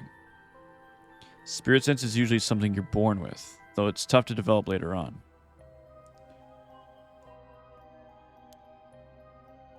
Of course, you were interested. Well, you never know. You might have some hidden potential. I know as a high schooler who's got so much spirit sense that she works on the front lines.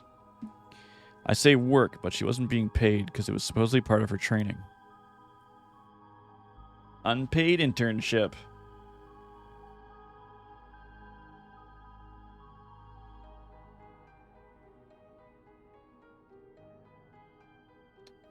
Is this... Doesn't seem right to me.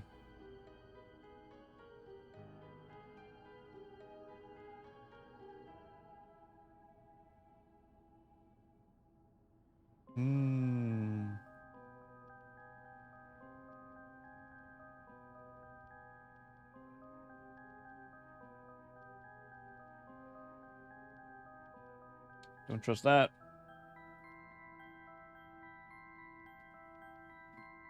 Article 69. Wow, you really know the law. No comment.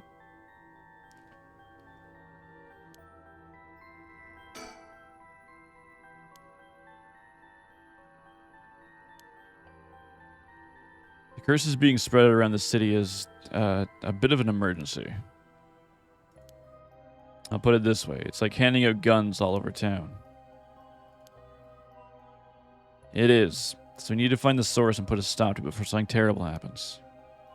Usually that'd be a job for paranormal affairs, but I talked to them on our way here. The main team is tied up till tomorrow night. So they told me to deal with it myself. Said it'd be fine since I have some experience.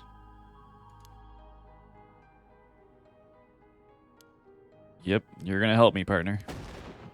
All right, let's do it. You seem a little too eager to dive into this. You really have no reservations working a case you know nothing about?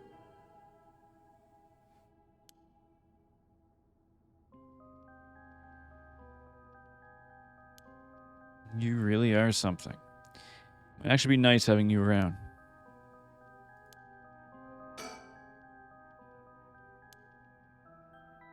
If these curses are connected to the 7 mysteries, then the people who have the others should be around here in town.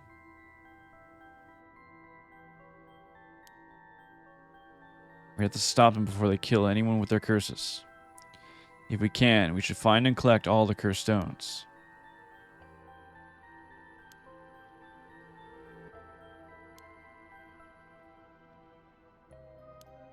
Pretty much.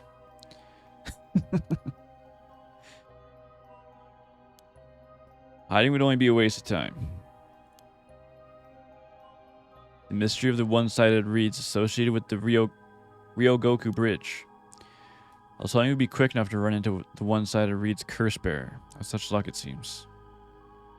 Well, if nothing else, maybe word will spread that the cops are on the lookout for and people will behave.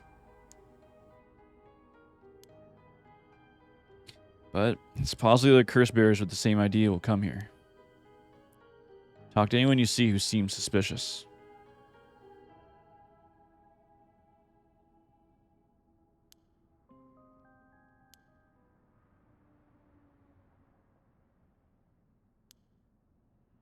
What do you know? There is someone there. Good luck.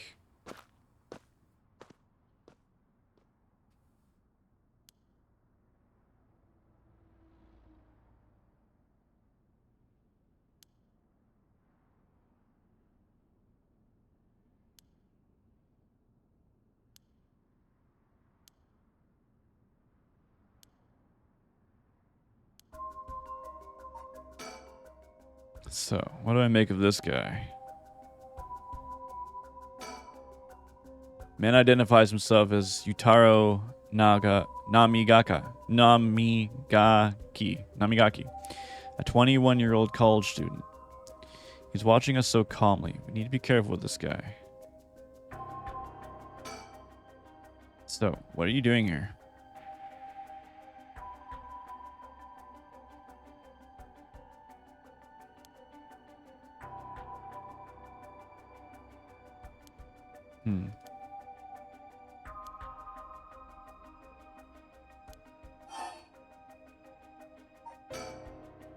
Let me answer my question first. What are you doing here?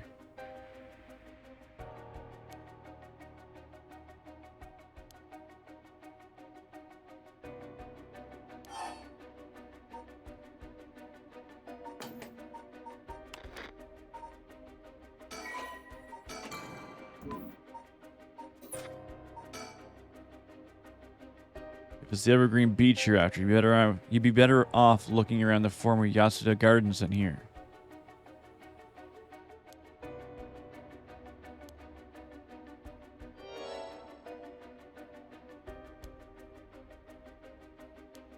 There are you, idiot.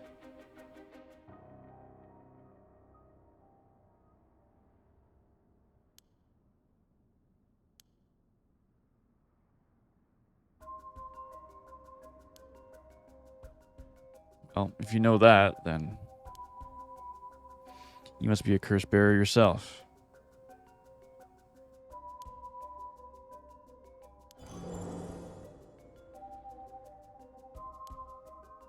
That's right. But are you sure about this?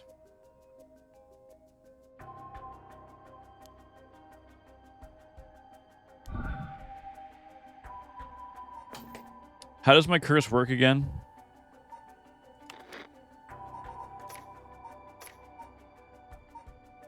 I gotta sneeze. Ugh.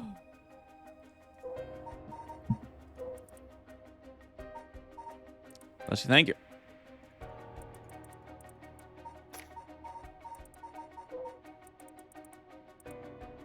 Kills by hanging one who tries to mislead the curse bearer with false statements.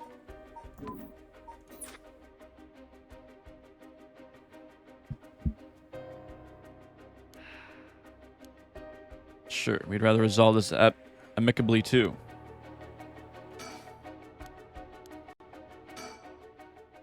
He really is a curse bearer. He may only be talking with us to try and He may only be talking with us to try and activate his curse. I'll be wary of anything he asks me to do. I could tackle him to the ground, but that might have something to do with his curse. You can kill people who tackle you to the ground. Huzzah! Any slip of the tongue could get us killed. I'll have to try and discern what activates his curse. So, what do I do? Before we talk, there's something I should tell you. This is my curse stone, the Evergreen Beach, just like you thought. As for how the curse works, it hangs to death anyone who tried to mislead me. So if you try to lie to me, the curse stone will let me know.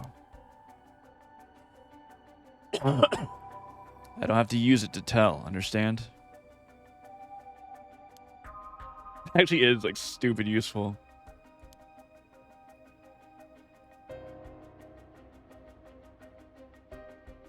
The ultimate lie detector.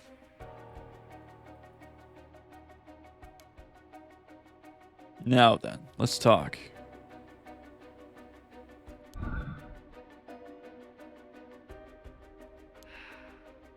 So far, so good. I like this.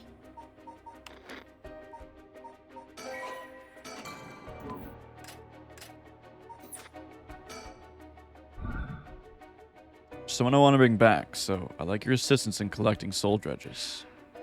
Can't help you. I like how it's constantly giving me the option.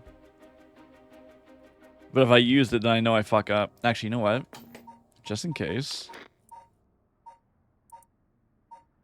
The brightness is definitely a 1, too.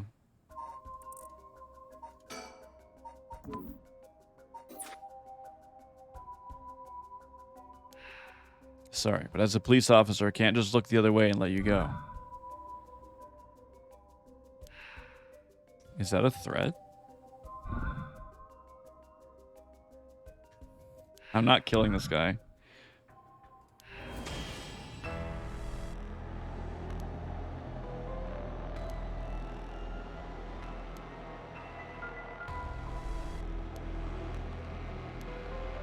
Oh, but we can't save Eero.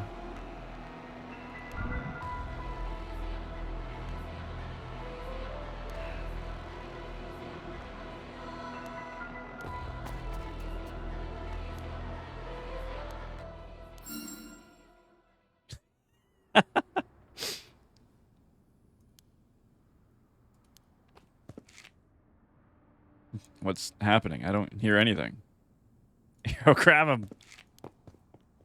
Bust this nerd.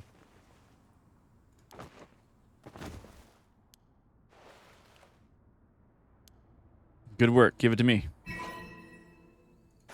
Oh, now I'm super powerful.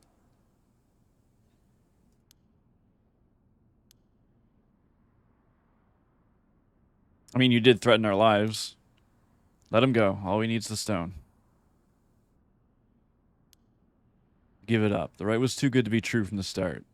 I don't know what happened to you, but you'd be better off mourning whoever you lost right away. Or the right way. Now, get out of here.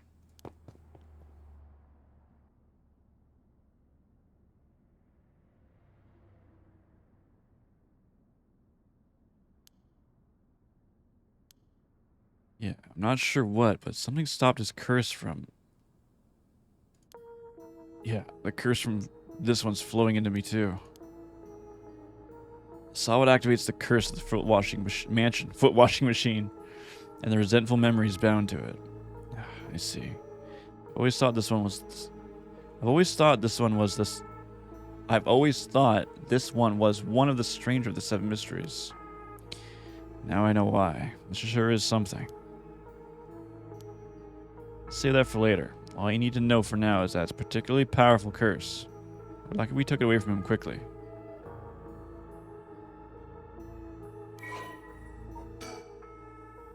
The foot washing mansion. Kills by crushing one who hears the command wash.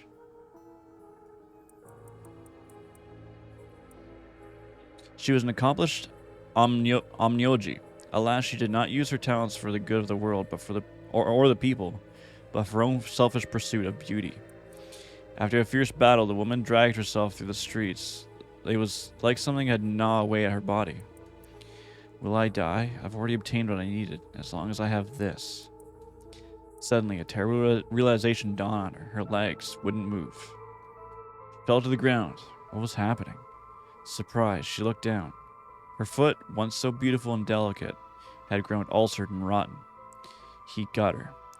She was the one on the verge of death and covered in filth to boot. Crawling to a nearby house, her breath caught in her throat. The curious residents opened up, but recoiled from what they saw. My foot is so filthy. Someone, please, quickly. The woman expired while mumbling something unintelligible. And so, the life of the woman consumed by... So ended the life of a woman consumed by evil.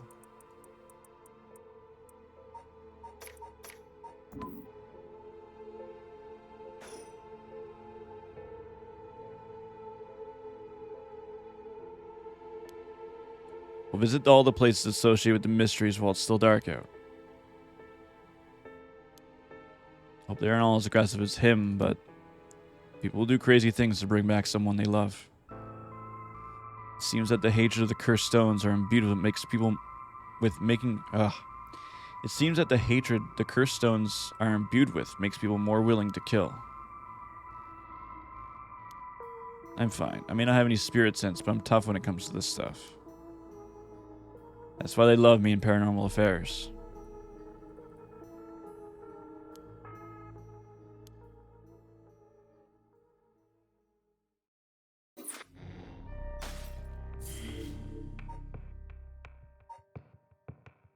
I don't think he told me a single lie in that. I think anytime I activated my curse, it wouldn't have worked.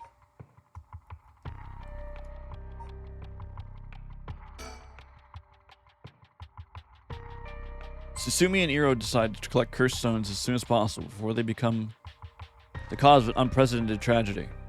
The two obtain the foot washing mansion from Mitaro Namigaki and head to their next destination.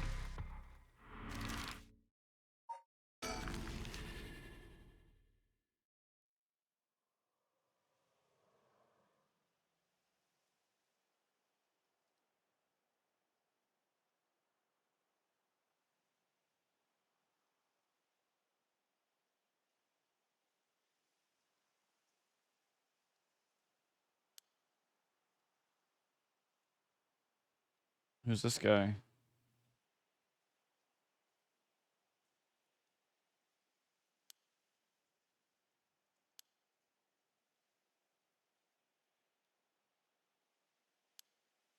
But since we saw you here, we'd just like to ask you a couple of questions.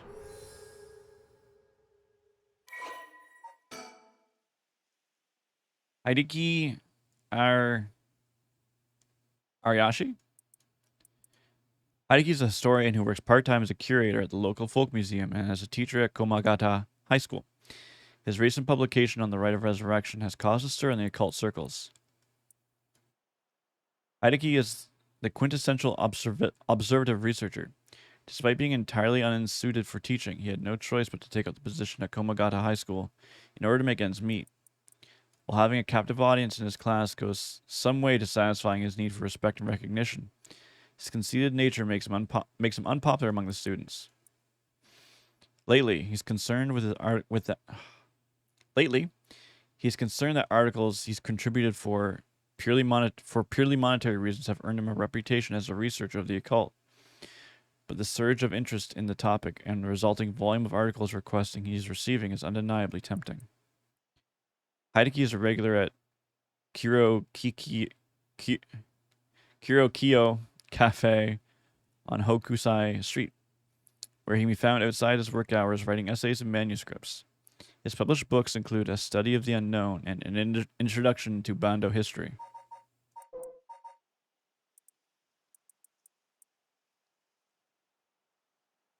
Oh, we can read his too. We never read his. Abandoned. The young man encountered on Ryogoku Bridge. He didn't hide the fact he was a curse bearer. His curse stone was later recovered by Tetsuo Tsusumi.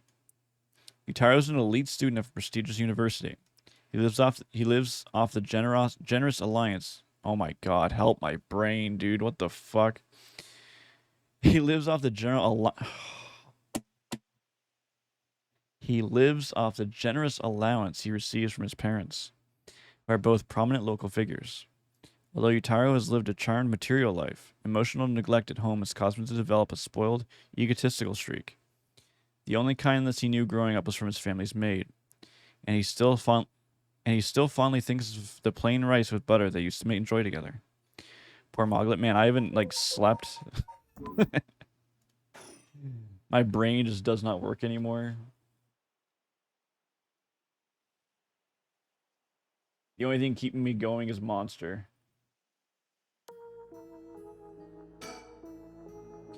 From appearances, it's hard to imagine this small, bookish, well-spoken man being very dangerous. But in this day and age, you never know. I should be careful. Hideki Ariyashi, he says he's a local historian, but supposedly he knows more about the rise of resurrection than anyone. The fact that he's here at this time of night, it's plenty possible he's a curse bearer.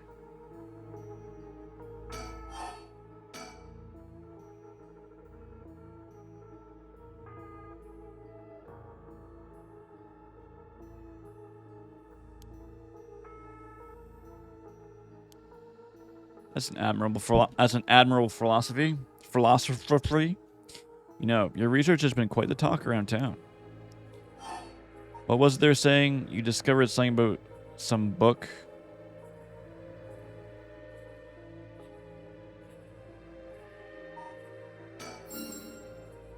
Ah, right. You found some kind of ritual in the records of fate. Record of fates.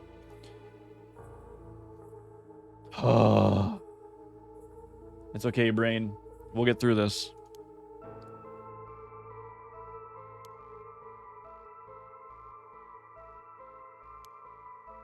Looks like I hit a nerve.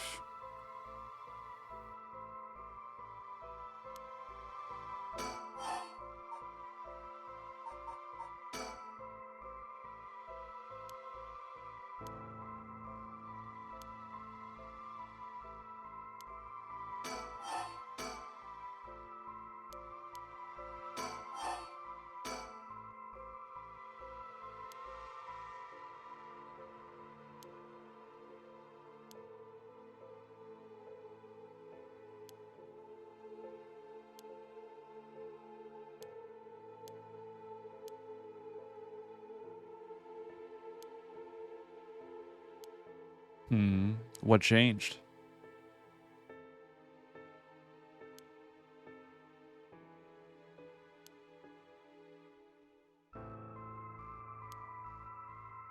Oh, then that means It's the one sponsoring your research, is that right?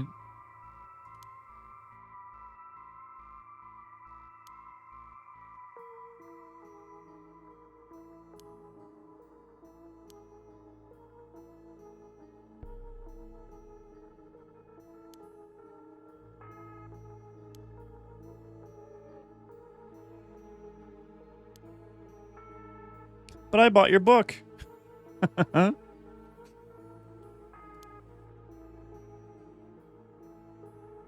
I have it right here.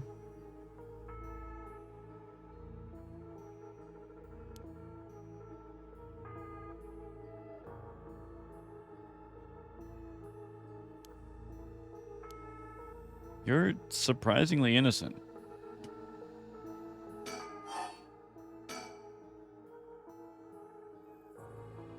I got dogged for all of my faces, driving me nuts.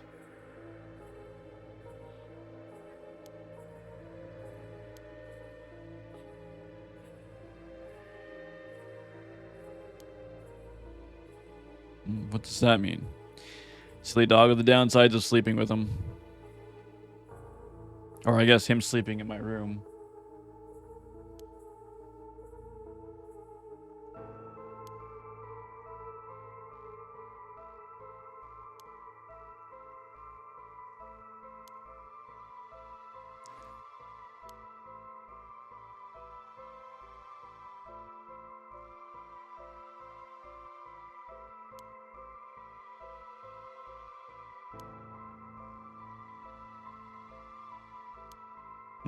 I see.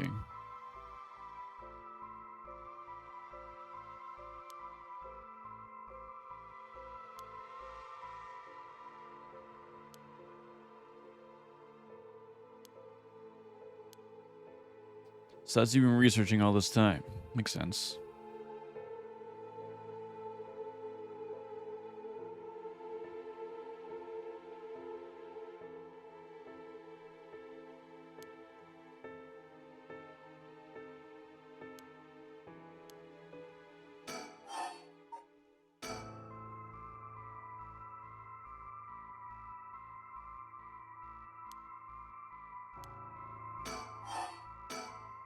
This record of fates, where did you get your hands on it?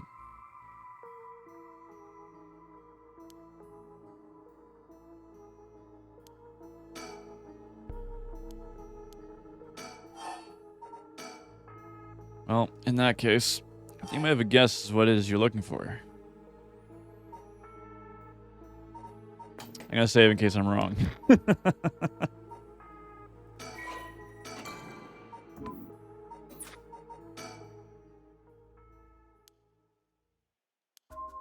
Calm down. No need to get so defensive. We both want information, right? Why don't we have a nice friendly chat? How's the game? It's good. I'm having a hard time pronouncing a lot of the Japanese stuff, but it's good. It's very interesting. Yep. You show me yours? The ever-burning lantern.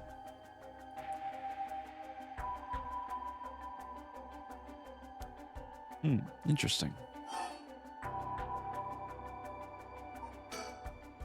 I'll tell you this for free. The Evergreen Beach comes from a man who was hanged for spreading false rumors.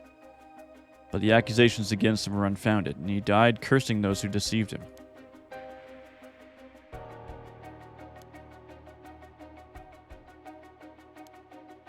Do whatever you want, but you should know something. This stone of mine lets me curse anyone who tries to mislead me. So don't try and lie to me. I'll know. That all depends on you. I don't want to use it if I don't have to. The cursed stones are dangerous. I like to confiscate yours. First, let me ask you one thing. You haven't used that curse, have you?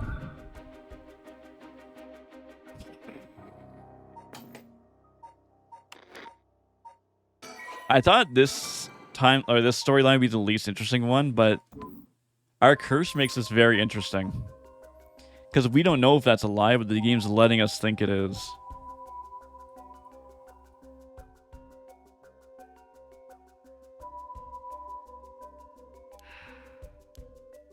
I see. Good. Now, why don't you hand over that stone? Unless you'd rather try using it on me instead.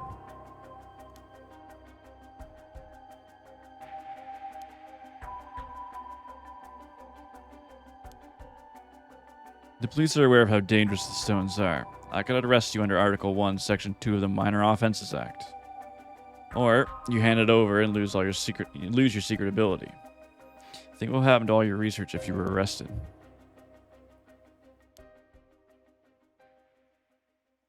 Really? That was easy.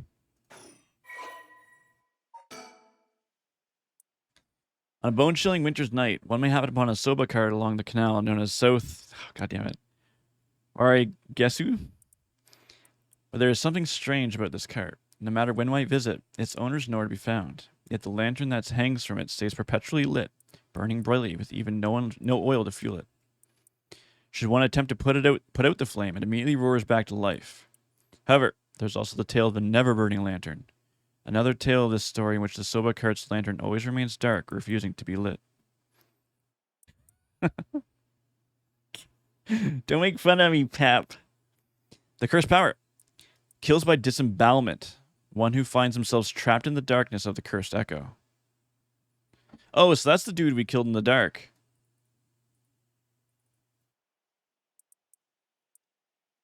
When Hanjo was filled with the samurai's residence, the spies of the shogunate lived amongst the town people to keep an eye on things.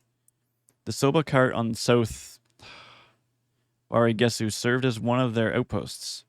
They would communicate with each other. They communicate to each other in code by turning the lantern on or off.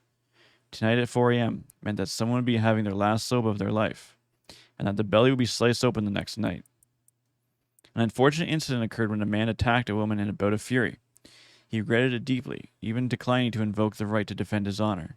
But the deed was done. Still, he could not accept it. His rage at having been used by the dynamo boiled over, turning into a grudge he would never forget.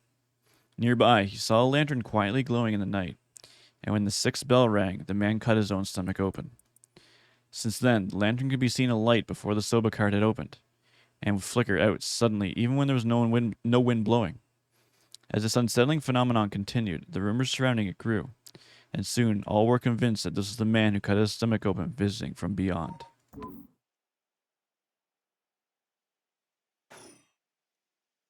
Good choice. I look forward to seeing how your research pans out. Oh, right. Would you tell us everything you know about what's been going on? It would help us out. We'll give you all the information we've gotten to solve the case. We'll give you all the information we've gotten after we solve the case. What do you say?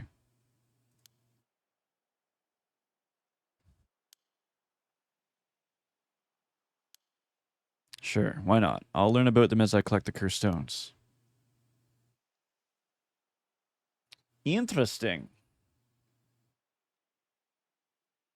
I wonder. The mysteries and rites are all public information. He kept everything he knows about the other curse bearers and the source of the curses here hidden.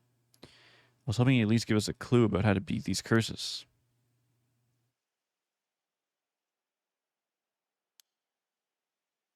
I'm guessing he wants to save this curse. He wouldn't have told us anything no matter what we asked. But now we know where he hangs out. We can always send someone for him if need be.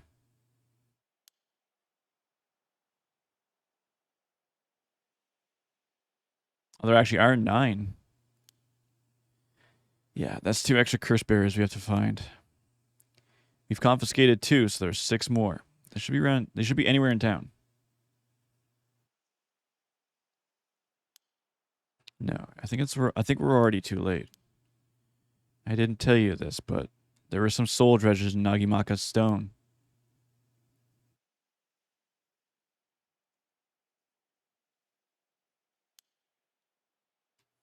It's not much, so it probably wasn't a curse bearer. Shit. Well, we know who did it. We can make arrangements to take him into custody. We'll have Paranormal Affairs pick him up tomorrow. For now, we'll continue our search.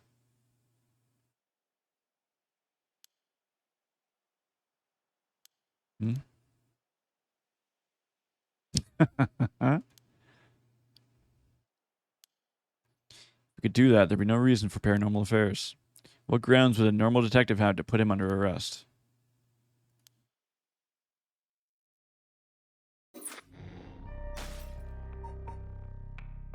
I wonder if I can go... Can I go back to this now?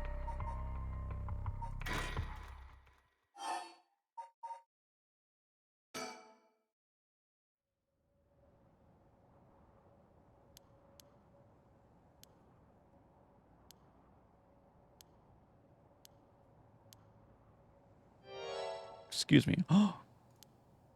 Hmm?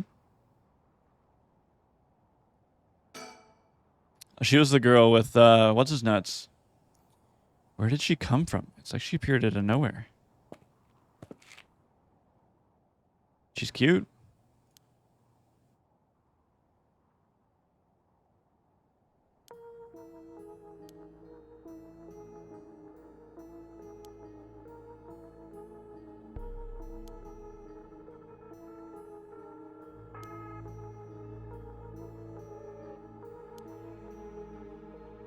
Ayame Tono.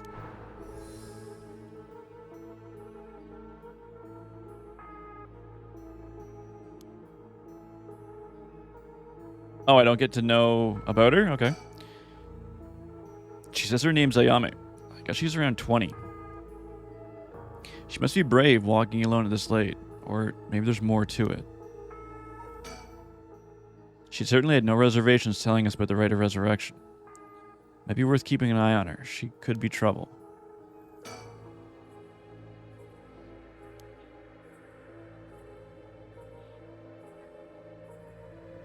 Damn, wrong keyboard.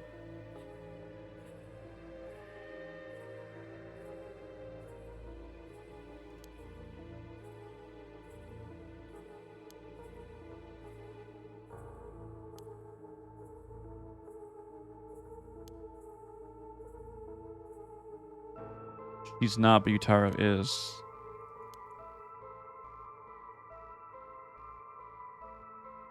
Hmm.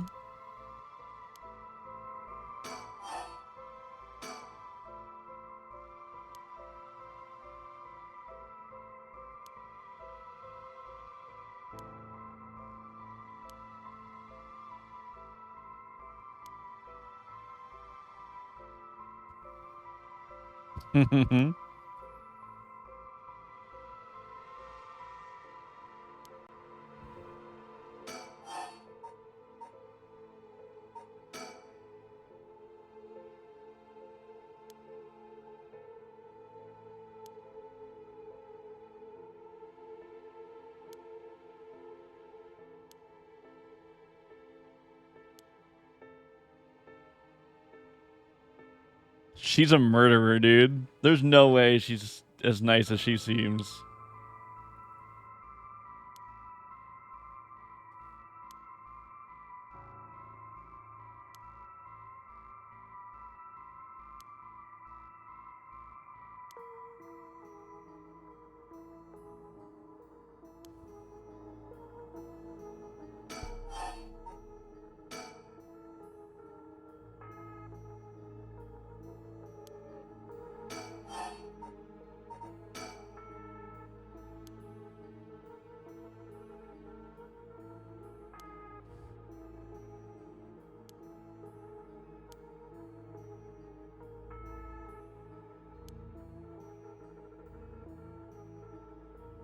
Sounds like he gets nervous. Well, she was with... We ran into her in the original, in the very first character story.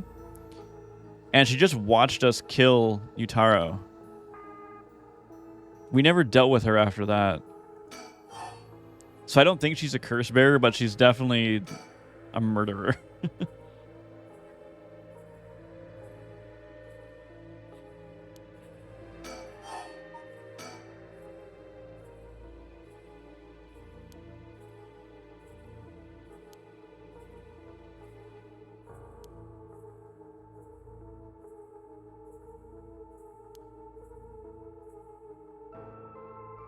Hmm.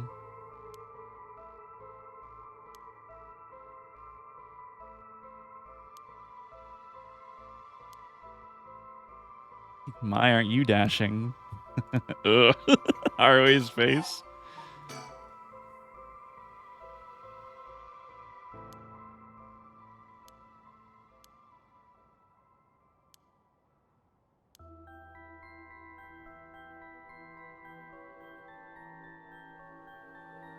Ukiyo-e?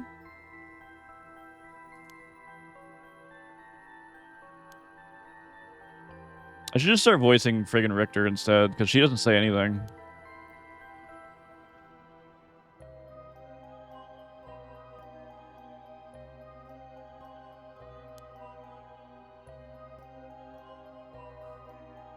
He said last time you would too. I should. Old style JP drawing. Oh, okay.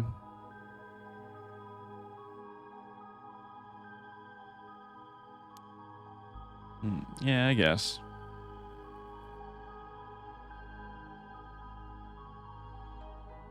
Okusai. Sure I have. He's famous. Didn't he live somewhere around here back in the Edo period?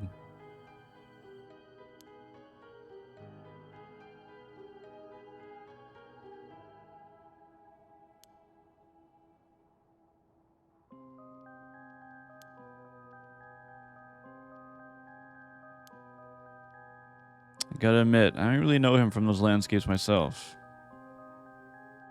Anyone can learn.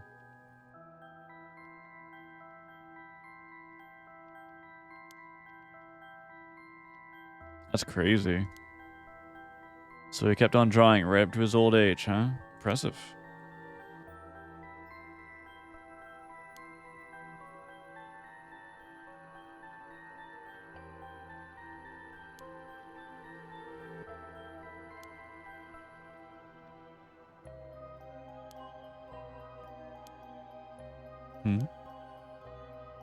Hold on. Are you saying...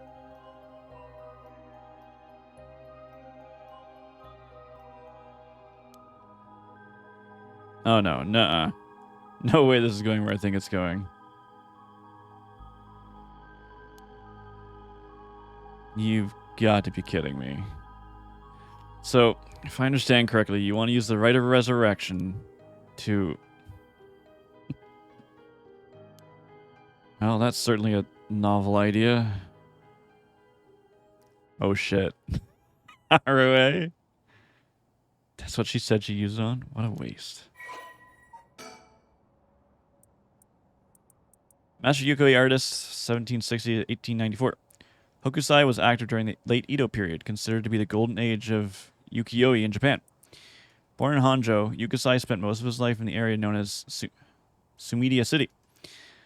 Among his most famous works are the 36 Views of Mount Fuji and the Hokusai manga. Hokusai was a prolific artist from a young age and left behind a wide variety of works, producing an estimated 30,000 pieces in his lifetime. Though the general popularity of the ukiyo-e declined during the Meiji period, Hokusai remained a core figure at the center of... That's a word? Japanism movement? Providing inspiration for countless artists around the globe. Despite his fame, Hokusai himself was said to be rather indifferent to money and decorum, and he lived a life that was quite appropriately resembled that of a whimsical and otherworldly scenes often depicted in ukiyo-e. Though he went by many names, in his later years he took on the title of... Oh, fuck. Gakyo Rojin Manji? Or Old Mad Painter. I like that. Hokusai lived to be 99 years old and never lost his passion for art.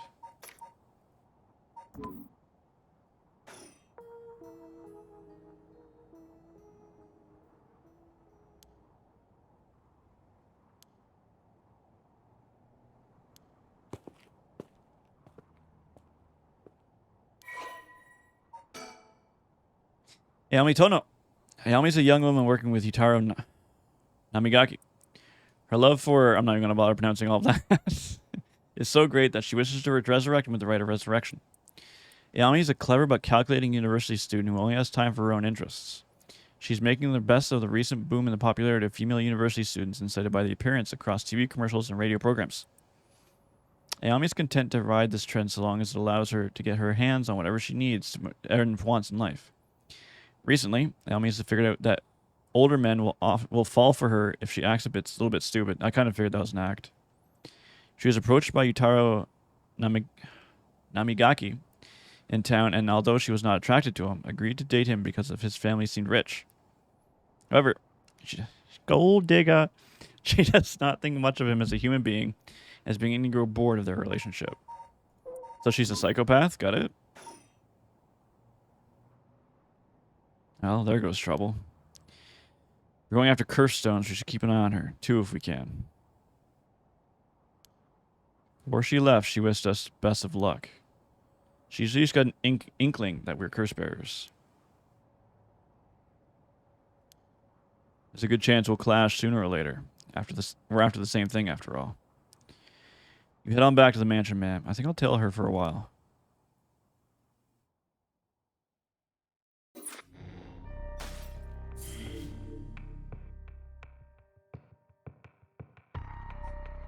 I think we can probably do this now, too.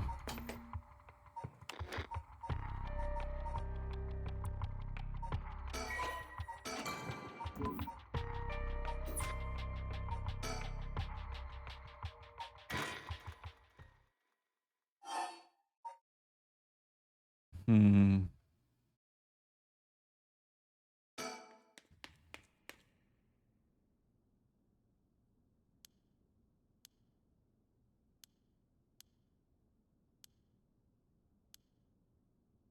I wonder if I should go kill him. But I don't think either of those 2 are curse bearers.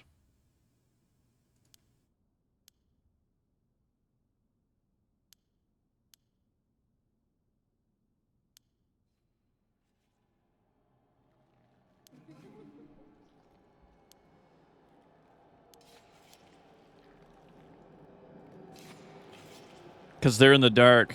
I understand how this is working. Okay.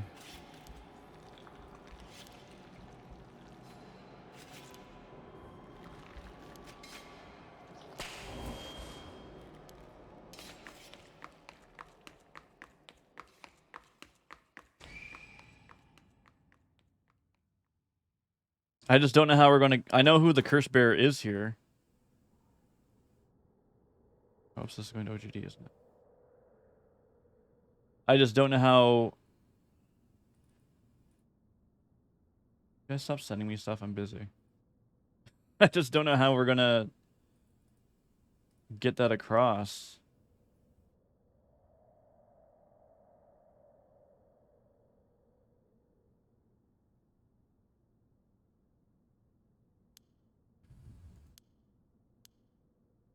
Or can I just, like, not look? I have to see him. Maybe the graded options available now? I think it might be. Because he's the curse bearer.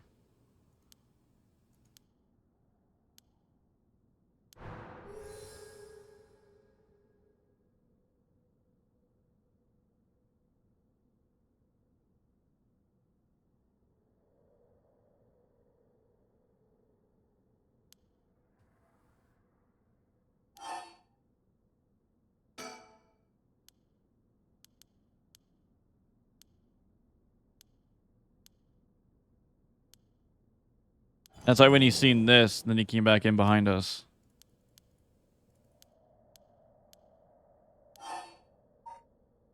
Go home alone without checking on Mio. So Mio dies here regardless.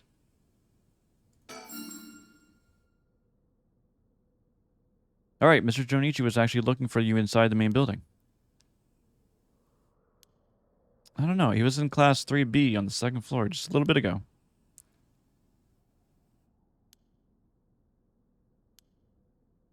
My house is actually really close by. I'll be fine on my own, really.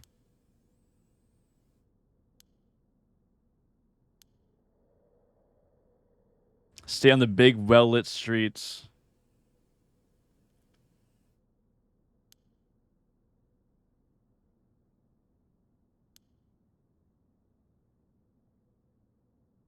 We wouldn't want to be losing any more students.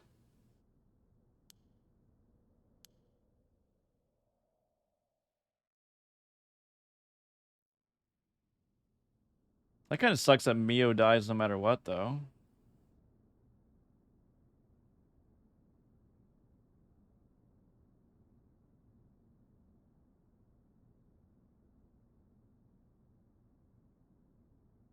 Mio's late.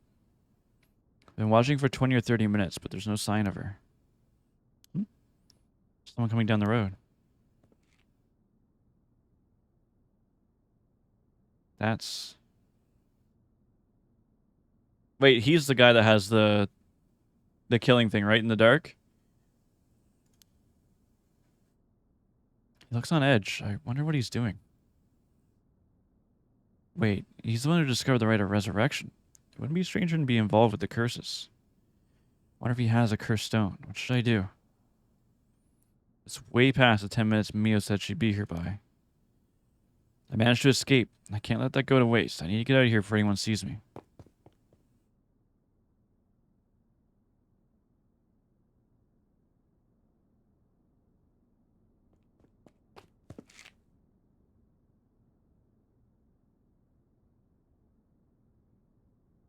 I'm home, thank goodness. Along the walks, I've ever felt so long. Now we will use our curse once it's light outside. And you go look for Mio as soon as this morning. But for now, I need some rest.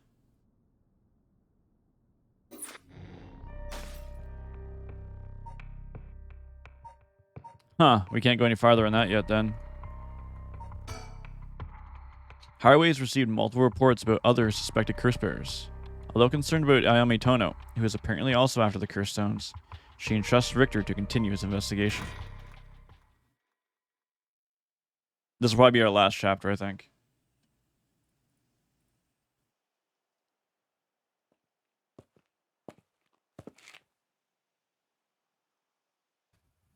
Back here again.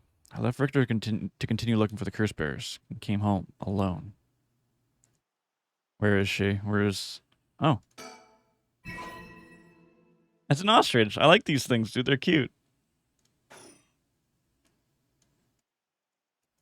Ayame's gonna be here, isn't she?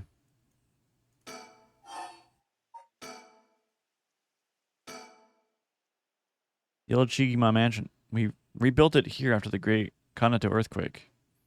It's always stayed the same all these years. Even the war didn't touch it. I never liked it growing up. I always wanted to live somewhere more modern. Once a warrior claimed the mansion in Honjo, now a dynasty of police officials, the Shigima family is one of considerable repute. The family estate was originally located some distance from the city, but the Great Kanto earthquake of 1923 forced them to rebuild a new location. The Shigima mansion was at one time a bustling place where members of social elite mingled. 1 year ago, however, the head of the household was struck with sudden melancholy, and ever since the mansion has stood silent as the grave.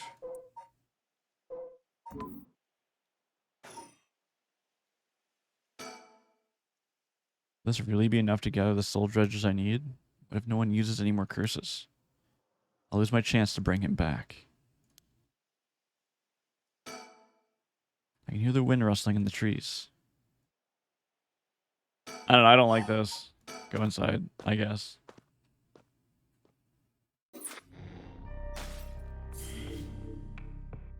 Hey?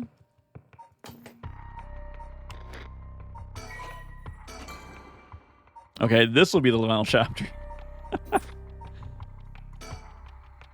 After persuading Ariashi, the curse bearer of the ever-burning lantern, to give up his stone, Susumi and Iro have obtained three curse stones in total. They continue their investigation of the town in search of the remaining curse bearers.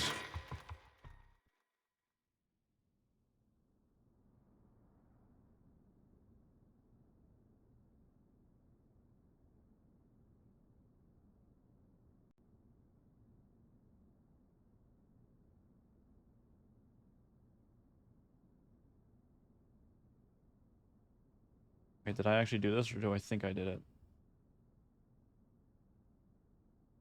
No, I actually did this. Good. Good.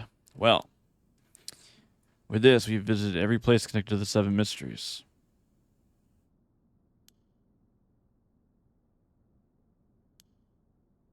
Maybe we came at the wrong time. There might not have been any curse bearers around. Maybe someone's been observing our movements. Just a thought. Either way, we should check out this last place.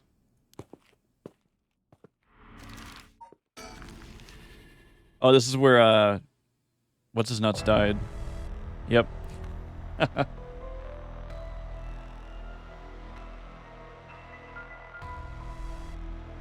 Whoa. What the hell is this? Damn it, we were too late. Was this a curse too?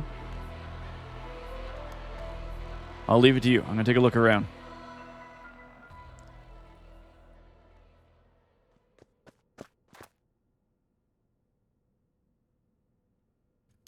What is it?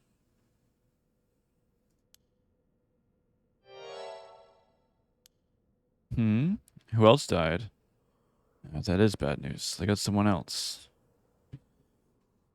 Oh, that's Can I look at the timeline without leaving the story? No. Okay. With suspicious deaths popping up one after the other, we have to assume it is. Shit. I guess we stuck waiting around a while.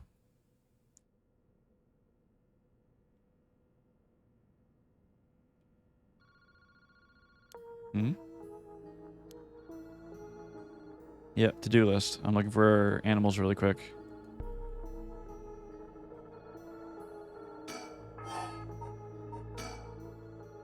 Well, we better go check it out.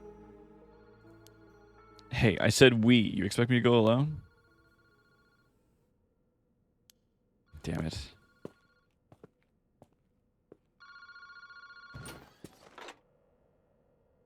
Hello? Kinaboshi Park phone booth.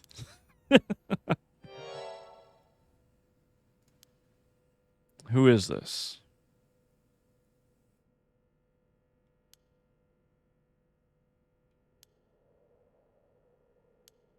I asked you to identify yourself. Oh, this is the janitor.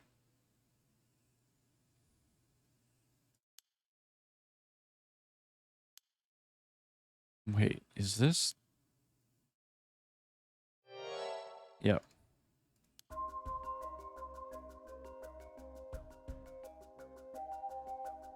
It might, but it never happened either, remember? All those killings we did, we went back and undid them. So our stone didn't have anything in it. Well, it had something in it, but we don't know what.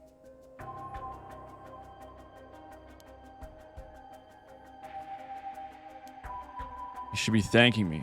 Should have given you plenty of time to think about and atone for your sins. Bullshit. 20 years in prison doesn't even begin to make up for the shit you did.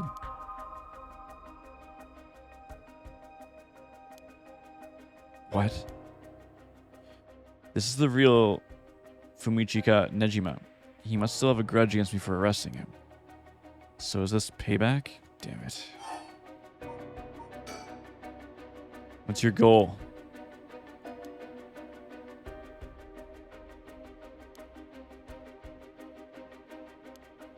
Well, that's very nice. Keep it up. I think he found Mio's body and chopped it up.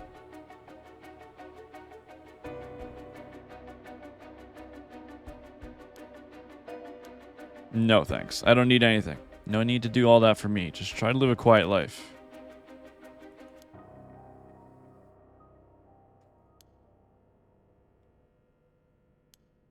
That's a long time to nurture a grudge.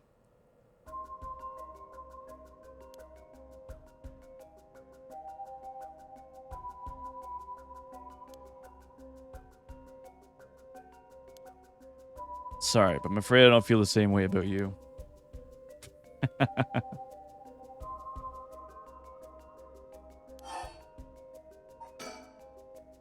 What are you planning? Whatever it is, bring it on. I'm not running away.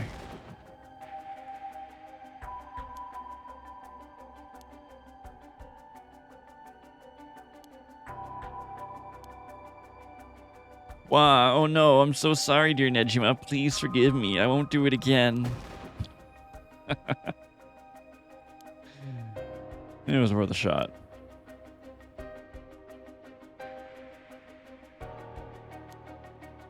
Well, then we're both crazy. We've got so much in common. We should be friends.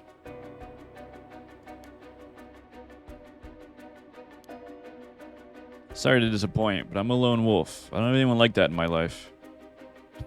Boss, what about me?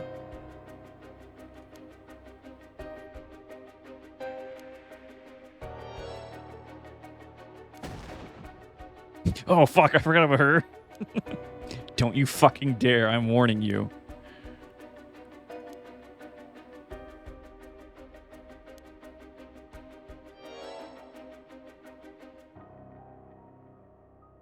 I wonder if his daughter is Ayame. No, forget it. This isn't funny, asshole. I'm gonna find you and make you pay. Fuck you.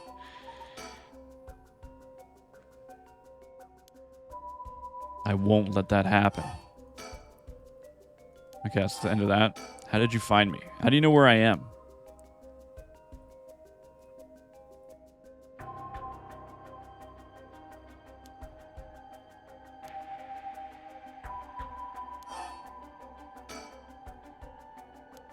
Go on.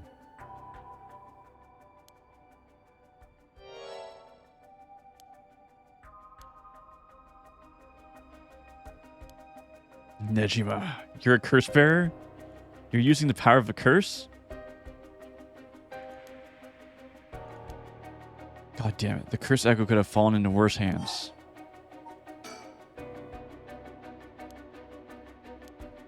Thought you were finally going to shut up. I'm sick of you, so I'll pass. No, I'm good. You got me real fired up. You're in my head. Well done. You couldn't.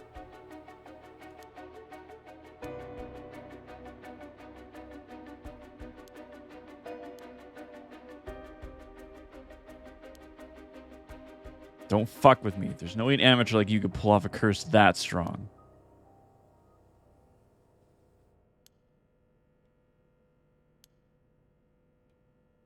You're surprisingly well informed about this. Who was it that tipped you off?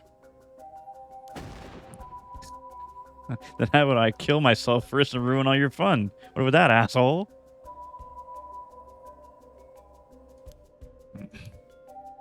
I'll find you. I won't let you get away with this, Nejima.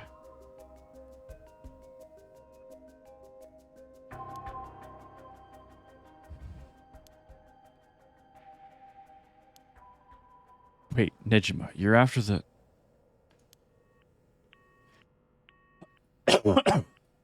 Oof.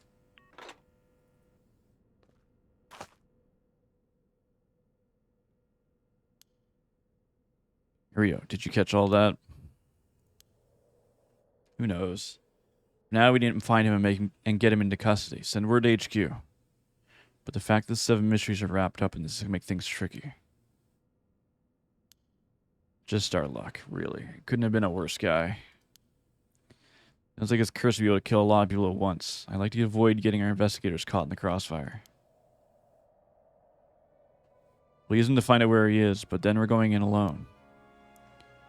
We should try to collect as many curse stones as we can before then. Let's hurry.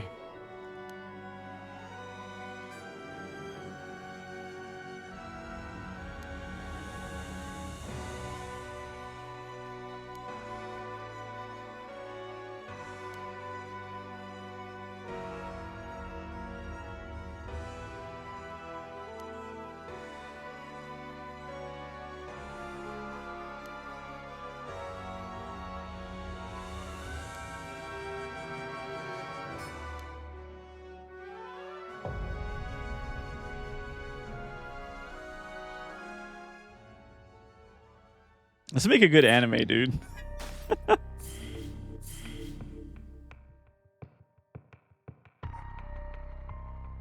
So, Mio dies here.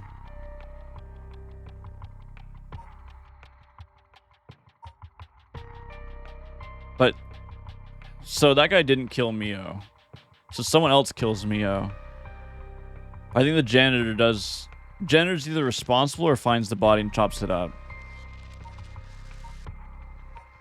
So I'm assuming Mio's dead.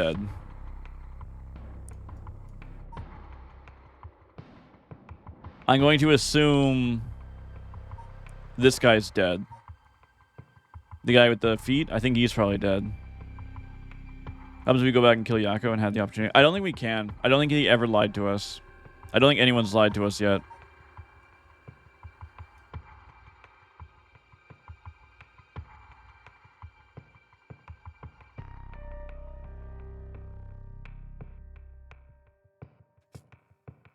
That's not the lying one. How does he go back when Yak? I don't think either of those two are a curse bearer, though. I think they were just having sex in the... I think it was just a teacher-student thing.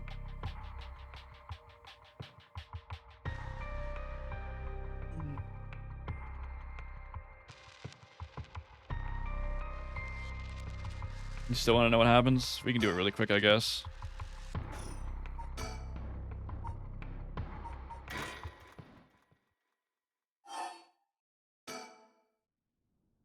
We can see what happens. I don't think... Like, I already know neither of them are curse bearers, but... I'm assuming Mio's probably going to stop us regardless.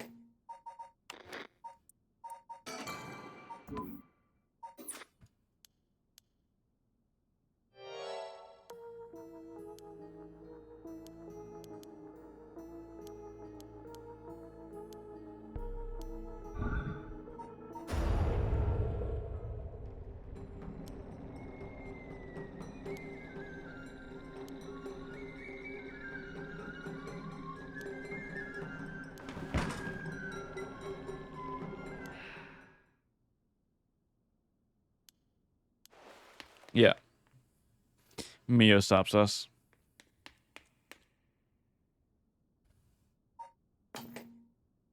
Because our curse doesn't work if we're seen.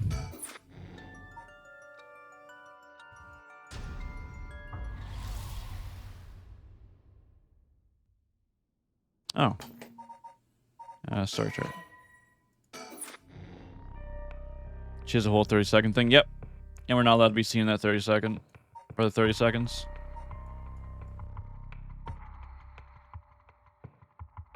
But I think that's where I'll end today, though. I don't think we'll play this tomorrow. I'm going to give my voice a rest. We'll probably play something else. Just because reading for 3 hours is... it's a lot.